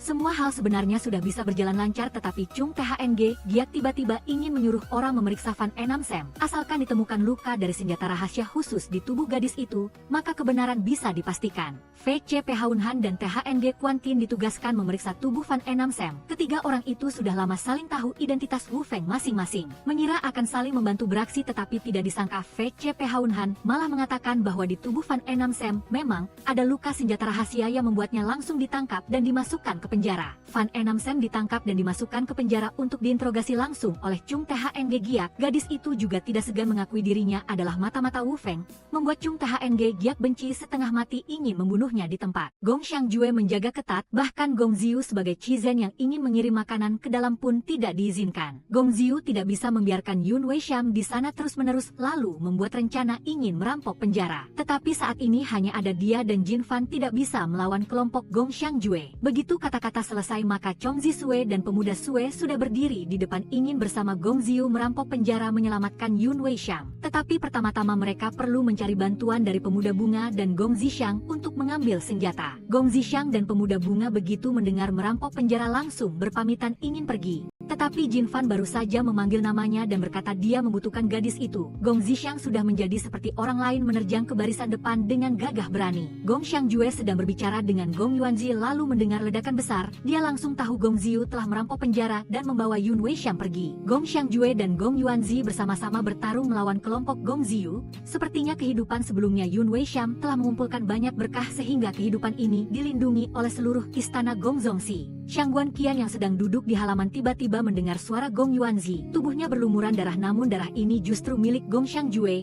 Dia bertarung melawan Gong Xiu dan sayangnya terluka parah. Gong Yuanzi hari ini entah bagaimana membiarkan Shangguan Qian membantunya mengoleskan obat. Dia juga berkata hanya ingin membunuh kelompok Gong Xiu karena telah membuat kakaknya menjadi seperti ini. Jika hari ini bukan karena kekuatan dalam Gong Xiangjue terpengaruh, kelompok itu tidak akan bisa melarikan diri untuk waktu yang lama. Shangguan Qian yang mendengar ini langsung penasaran dan pergi menyelidiki dari para pelayan. Setiap setengah bulan akan ada beberapa hari di mana Gong Xiangjue tidak mengizinkan siapapun mendekati ruang belajar. Itu adalah hari-hari terlemahnya karena kehilangan semua kekuatan dalam. Ini adalah petunjuk kunci baginya untuk mempersiapkan rencana serangan ke gerbang Gong. Keesokan harinya Gong Xiu segera pergi melakukan tantangan. Hanya dengan cara ini dia tidak akan langsung dimintai pertanggungjawaban oleh para tetua dan Gong Xiangjue juga tidak akan bisa berbuat apa-apa padanya. Tantangan Gong Xiu berikutnya di Istana Bunga adalah menempa pisau. Hanya dengan memotong salah satu dari 6 pisau di Istana Bunga, dia bisa berhasil melewati rintangan. Yun Weishan baru saja bangun ketika dia melihat tetua Yu datang menemuinya. Sekarang Gong Xiu telah meminta orang mengawasinya di gerbang Gong untuk mencegah seseorang menyakitinya saat dia pergi. Tetua Yu menyarankan agar dia segera meninggalkan Gong Xiu. Meskipun mereka memiliki kecocokan hati tetapi dengan status mata-mata Wu Feng, mereka tidak mungkin bersama seumur hidup. Pasti suatu hari akan berakhir seperti Hari dan Yun Kue. Yun Weishan menyusup ke gerbang Gong hanya untuk mendapatkan kebebasan dan menemukan orang biasa untuk menjalani kehidupan yang damai. Namun sejak bertemu Gong Xiu, dia tahu seumur hidup ini dia hanya akan mencintai pemuda itu dan tidak ingin mencari orang lain. Tetapi dia tahu mereka berdua tidak bisa bersama. Lebih baik dia diam-diam pergi dari sini untuk menjaga tahta Qizen untuk Gong Xiu. Gong Yuanzi hanya menceritakan pada Shangguan Qian alasan mengapa adik laki-lakinya meninggal. Tahun itu gerbang Gong dibantai, orang tua dan anak-anak semuanya dimasukkan ke ruang bawah tanah rahasia. Tetapi hari itu dia datang terlambat sehingga harus membuka pintu ruang bawah tanah lagi. Adik laki-laki Lang juga karena itu menyelinap keluar untuk mengambil pisau yang diberikan kakak, sehingga dibunuh oleh orang Wu Feng. Orang yang seharusnya mati tahun itu adalah dia, bukan adik laki-laki Lang. Jika begitu maka kakak tidak akan menderita seperti sekarang. Gong Xiangjue dari dulu selalu berbakti pada gerbang Gong, pada keluarga, tidak pernah memiliki keinginan untuk dirinya sendiri sampai bertemu Shangguan Qian. Ini adalah pertama kalinya Gong Yuanzi melihat kakaknya memiliki ketertarikan pada sesuatu. Dia berharap gadis itu akan bersamanya melindungi Gong Xiangjue dan berjuang sampai akhir. Nyonya Wuji membawa kotak brokat untuk diberikan pada Yun Weishan. Ini adalah barang yang ingin ditinggalkan mendiang Qizen untuk menantu masa depan. Walaupun ia orang Wu Feng tetapi ia tahu Yun Weishan tulus pada Gong Xiu. Ia berharap ia bisa berada di sisi pemuda itu sampai akhir hayat ini. Namun saat ia baru membukanya, racun tersembunyi dari dalam terbang lurus ke arahnya dan melukainya. Untuk menempa pisau di rintangan terakhir, syarat wajib adalah harus mengorbankan pengawal giok hijau terdekat. Gong Zishang yang tahu hal itu langsung lari mencari pemuda bunga. Ia tidak ingin Jin Fan celaka. Tetapi di perjalanan ia tidak sengaja melihat Nyonya Wuji datang ke kuil leluhur menemui seseorang berbaju hitam dan diserang sampai mati oleh orang ini. Gong Zishang ketakutan lalu lari memanggil orang untuk bantuan. Jin Fan karena ingin Gong Xiu berhasil, rela berkorban, hidupnya sejak lahir memang sudah ditakdirkan untuk mengorbankan segalanya demi Gong Xiu. Tetapi pemuda itu tidak mau seperti itu. Tugas Qizen adalah melindungi seluruh keluarga, mengapa harus mengorbankan orang terdekatnya? Dia memutuskan melanggar aturan tidak mengikuti kata leluhur, tetapi bersama Jin Fan bekerja sama menempa pisau baru. Baru selesai menempa belum sempat diuji, sudah mendengar kabar dari pemuda bunga, Gong Huanwu masih hidup. Gong Xiu buru-buru kembali menemui kakaknya sudah mendengar kabar Nyonya Wuji baru saja mengalami musibah. Ibu itu justru adalah orang yang memenjarakan Gong Huanwu dan juga melumpuhkan semua kemampuan bela dirinya. Nyonya Wuji adalah Wu Ming dari Wu Feng. Gong Xiu datang menemui Nyonya Wuji untuk terakhir kalinya. Meskipun dia bukan ibu kandungnya, Dia telah merawat Gong Xiu sejak kecil, pemuda itu sudah lama menganggapnya sebagai ibunya. Nyonya Wuji sebenarnya ingin mengatakan sesuatu tetapi kekuatannya sudah habis, tidak bisa melanjutkan berbicara dengan Gong Xiu. Dia diakhiri dengan minum anggur beracun sebagai hukuman terakhir. Pada detik-detik terakhir hidupnya, ingatan demi ingatan kembali muncul. Sebenarnya Qizen sudah lama menemukan identitas Wu Feng Nyonya Wuji, tetapi dia tetap ingin memberinya kesempatan. Namun Nyonya Wuji benar-benar telah bertobat dan bertekad ingin menjadi Nyonya Gerbang Gong, tidak ikut campur dalam urusan dunia persilatan lagi. Sampai suatu hari dia menerima surat anonim yang mengatakan bahwa Qizen selalu membohonginya. Jika ingin menemukan adik laki-laki yang masih hidup, dia harus bekerja untuk Wu Feng lagi. Setelah Nyonya Wuji meninggal, Gong Xiu sangat sedih tak terhingga. Meskipun dia telah melakukan banyak kesalahan, kasih sayang ibu dan anak tidak dapat disangkal. Yun Weishan berada di sisinya menghibur pemuda itu dan berjanji seumur hidup ini akan selalu tidak meninggalkan Gong Xiu. Keduanya saling berciuman mesra. Gong Xiu dalam hati penuh kebahagiaan, tetapi Yun Weishan tahu jelas kebahagiaan singkat di antara mereka berdua akan segera berakhir. Sudah mendekati batas waktu setengah bulan mengambil penawar, Shangguan Qian datang menyatakan niatnya ingin membantu Yun Weishan pergi menukar barang. Yun Weishan sudah tahu rahasia pil setengah bulan tidak memerlukan penawar, tetapi Gong Xiu sudah berpesan. Saat ini situasi masih rumit, jangan terburu-buru mengumumkan rahasia ini. Maka dia tetap berpura-pura seperti tidak tahu apa-apa. Yun Weishan memberikan peta gerbang Gong yang telah digambarnya kepada Shangguan Qian. Di atasnya juga tertulis jelas jam penjagaan setiap pos. Shangguan Qian membawa hasil temuannya keluar menemui Han Yashi. Dia juga mengungkapkan rahasia hari hilangnya kekuatan dalam bulanan Gong Xiangjue. Saat ini internal gerbang Gong sedang bergejolak. Tugas Wu Feng adalah harus bersiap dengan sangat baik untuk menyerang sekali dan tuntas. Malam itu Yun Weishan memberikan hadiah untuk Gong Xiu. Itu adalah pisau yang dia tempa sendiri bersama Zishang. Di atasnya juga ada puisi, tetapi setiap baris yang dibaca adalah perpisahan hidup dan mati. Diberi hadiah oleh kekasih, tentu saja Gong Xiu sangat gembira. Tetapi Yun Weishan justru seperti memiliki beban pikiran. Gong Xiu hanya berkata dia akan melindunginya seumur hidup,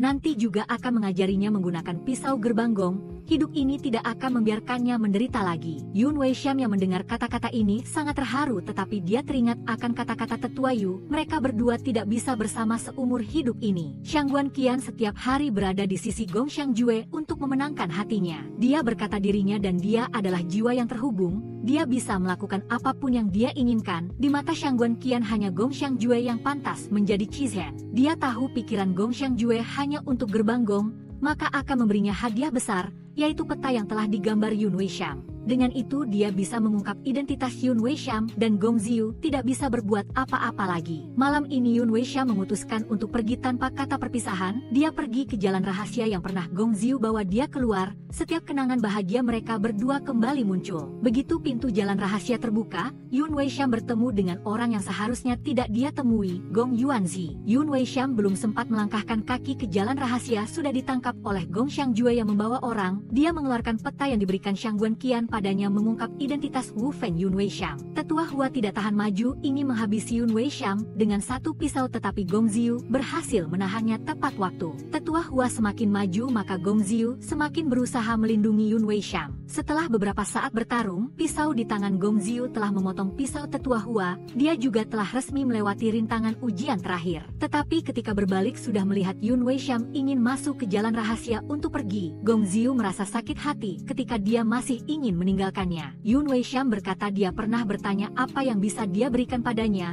Hal yang paling dia inginkan adalah kebebasan. Baik di Wu Feng maupun gerbang Gong sama-sama adalah pengekangan. Yun Weishan ingin menjalani kehidupan bebasnya sendiri. Dia berkata lalu dengan cepat pergi meninggalkan Gong Xiu yang kehilangan di belakang. Gong Xiu memerintahkan semua orang dari sekarang tidak ada yang boleh mengejar Yun Weishan. Ini adalah perintah Qizen, tidak ada yang bisa membantah. Gong Xiu telah melewati tantangan terakhir. Gong Xiangjue saat ini tidak mau juga harus menyerah. Dia membungkuk memberi hormat kepada Gong Xiu dalam perannya sebagai Qizen yang sebenarnya. Pemuda bunga memberikan rahasia seni pedang istana bunga kepada Gong Xiu. Baik Gong Huanwu maupun Gong Xiangjue juga belum mempelajari ilmu pedang ini. Kali ini berhasil atau tidak harus dilihat dari kemampuan Gong Xiu, tetapi dia dia yakin pemuda itu bisa melakukannya. Sama seperti tantangan menempa pisau barusan, mata pisau terkuat adalah mata pisau yang berjuang untuk melindungi orang yang dicintai. Gong Xiu telah resmi menjadi Chizen, maka para tetua telah menceritakan semua rahasia Wuliang Liu Huo kepadanya. Ini adalah senjata dengan kekuatan besar yang dibentuk bersama oleh keluarga-keluarga di belakang gunung untuk mengatasi orang yang bermutasi yang bersembunyi di balik gunung. Tetapi juga karena kekuatan besar, Wuliang Liu Huo sekali jatuh ke tangan orang yang berambisi akan menyebabkan penderitaan makhluk hidup. Hanya boleh diaktifkan jika gerbang Gong suatu hari tidak tahan lagi. Dan Gong Xiu hari ini juga telah mengetahui alasan Gong Xiangjue buru-buru pergi di malam ayahnya mengalami musibah. Adalah karena ingin menyelidiki mengapa pengantin wanita bermarga Zheng itu tahu tentang rahasia ini. Para tetua tahu isi hati Gong Xiangjue, dia melakukan semua karena gerbang Gong jadi sebagai saudara Gong, wajib bersatu. Saat ini Gong Xiu telah menjadi Chizen, harus memilih pengantin wanita lagi, dan hal ini akan dilaksanakan di upacara suksesi pada waktu baik 5 hari kemudian. Istana Shang tiba-tiba meledak membuat Gong Zhixiang terluka parah hingga koma. Di lokasi ditemukan sarung tangan Gong Yuanzi. Gong Xiu segera ingin mencari dia untuk menanyakan kesalahannya. Tetapi dengan perlindungan Gong Xiangjue, Gong Xiu juga tidak bisa berbuat apa-apa. Gong Xiangjue dan Gong Yuanzi tidak tahu siapa yang telah merencanakan ingin memfitnah mereka, namun saat ini bukanlah saatnya untuk berhadapan dengan Gong Xiu. Semua akan diselesaikan pada hari upacara suksesi. Shangguan Qian yang mendengar hari upacara itu puas dan senang. Sebelum Yun Weishan pergi, dia sengaja menyuruhnya memberitahu Gong Xiu untuk mengadakan upacara suksesi pada waktu baik hari itu. Setelah itu mengumumkan pada Wu Feng untuk bersiap menyerang pada hari besar ini. Yun Weishan kembali ke Wu Feng melapor,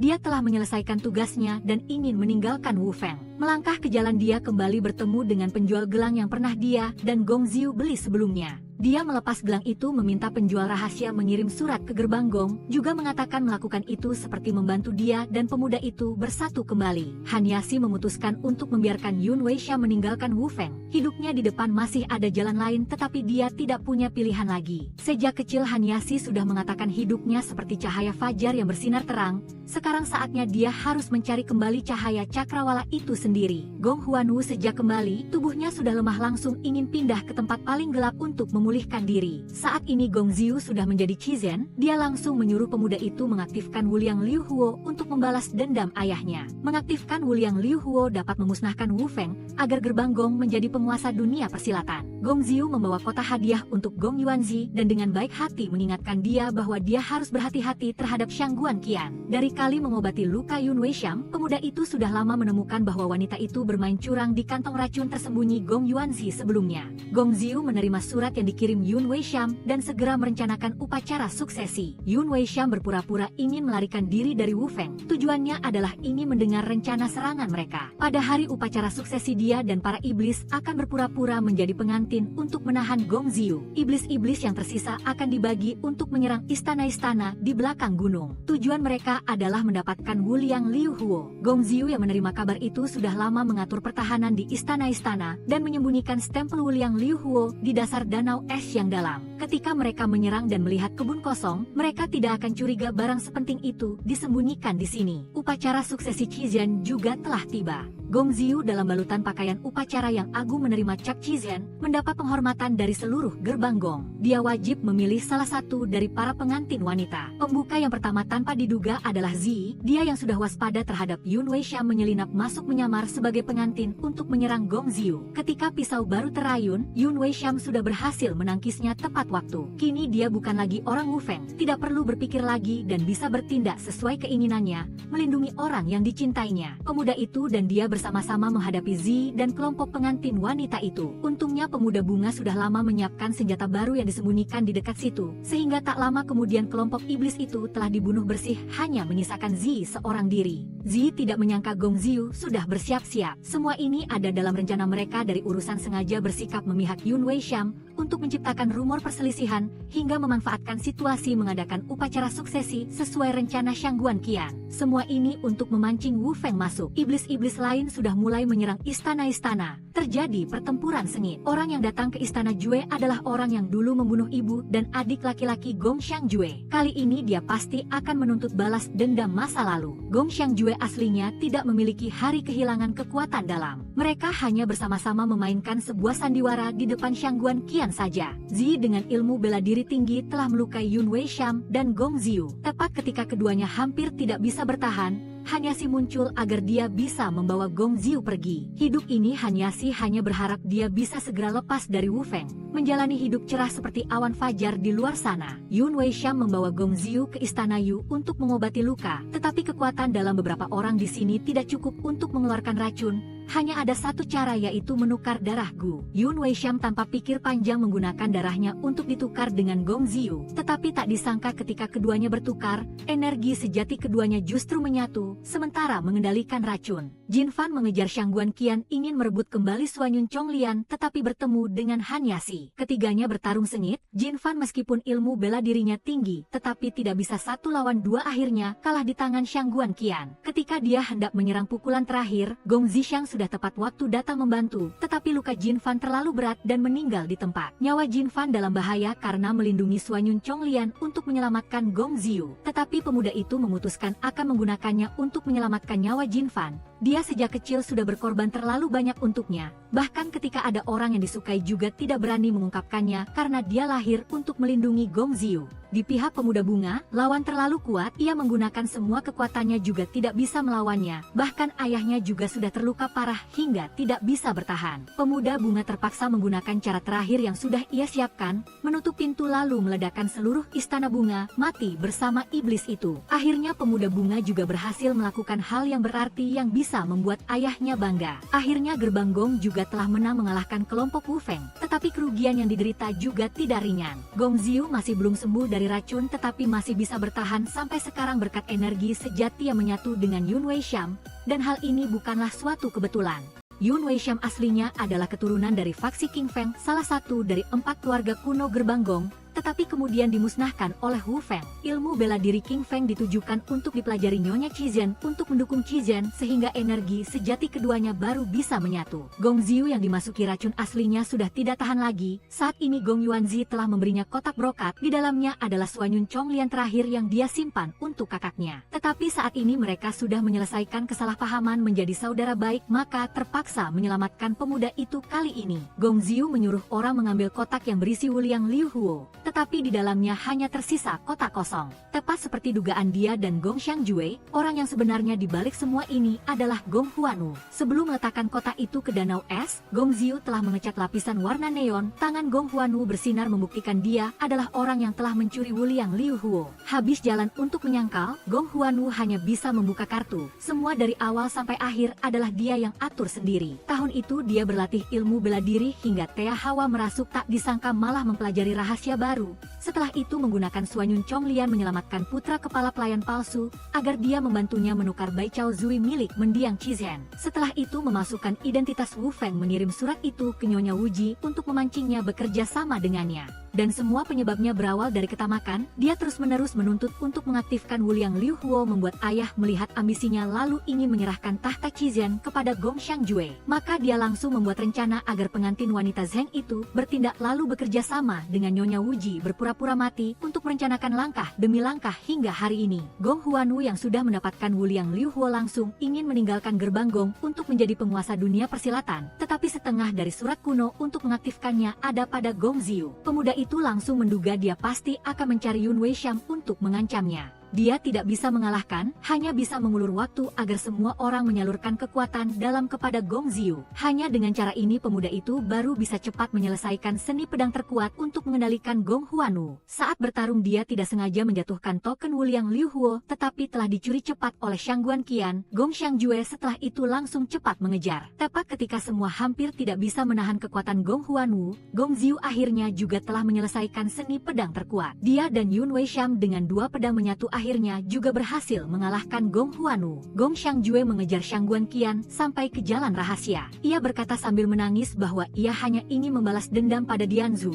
sama sekali tidak akan mengkhianati gerbang Gong. Tetapi Gong Xiangjue tetap tidak mempercayainya. Asalkan ia mengembalikan Wuliang Liu Huo, ia akan segera melepaskannya. Barang ini tidak boleh jatuh ke tangan orang luar. Shangguan Qian perlahan mendekat membisikkan sesuatu di telinga Gong Xiangjue. Ia langsung terkejut lalu begitu saja melepaskan gadis itu pergi. Kalimat yang ia katakan padanya adalah ia telah mengandung darah daging gerbang Gong, dan ia dengan mudah melepaskan orang adalah karena telah mengambil token saat gadis itu tidak memperhatikan. Gong Xiu akhirnya naik tahta Qizhen, mengumumkan kepada dunia tentang rahasia pil setengah bulan dan menyatakan pemusnahan Wu Feng. Saat ini dia baru tahu Gong Xiangjue dari dulu sudah diam-diam membantunya. Saat itu jika dia tidak memaksanya mencoba 3 rintangan maka tidak akan ada Gong Xiu yang hari ini. Gong Xiu sekarang sudah tenang hanya menunggu hari bisa menikah dengan Yun Wei Sham. Dia membawa kotak penuh perhiasan ingin memberikannya pada gadis itu, tetapi terdiam melihat Yun Wei Sham justru menyiapkan tas kain. Gong Xiu mengira dia tidak ingin tinggal di gerbang Gong, tetapi ingin hidup bebas berkeliaran. Tetapi Yun Wei Sham sudah memutuskan hidup ini akan selamanya berada di sisi Gong Xiu. Dia hanya berencana kembali ke kampung halaman sebentar. Dalam surat yang ditinggalkan Han Yasi telah memberitahunya bahwa dia benar-benar adalah Yun Wei Sham dari Shen Lixi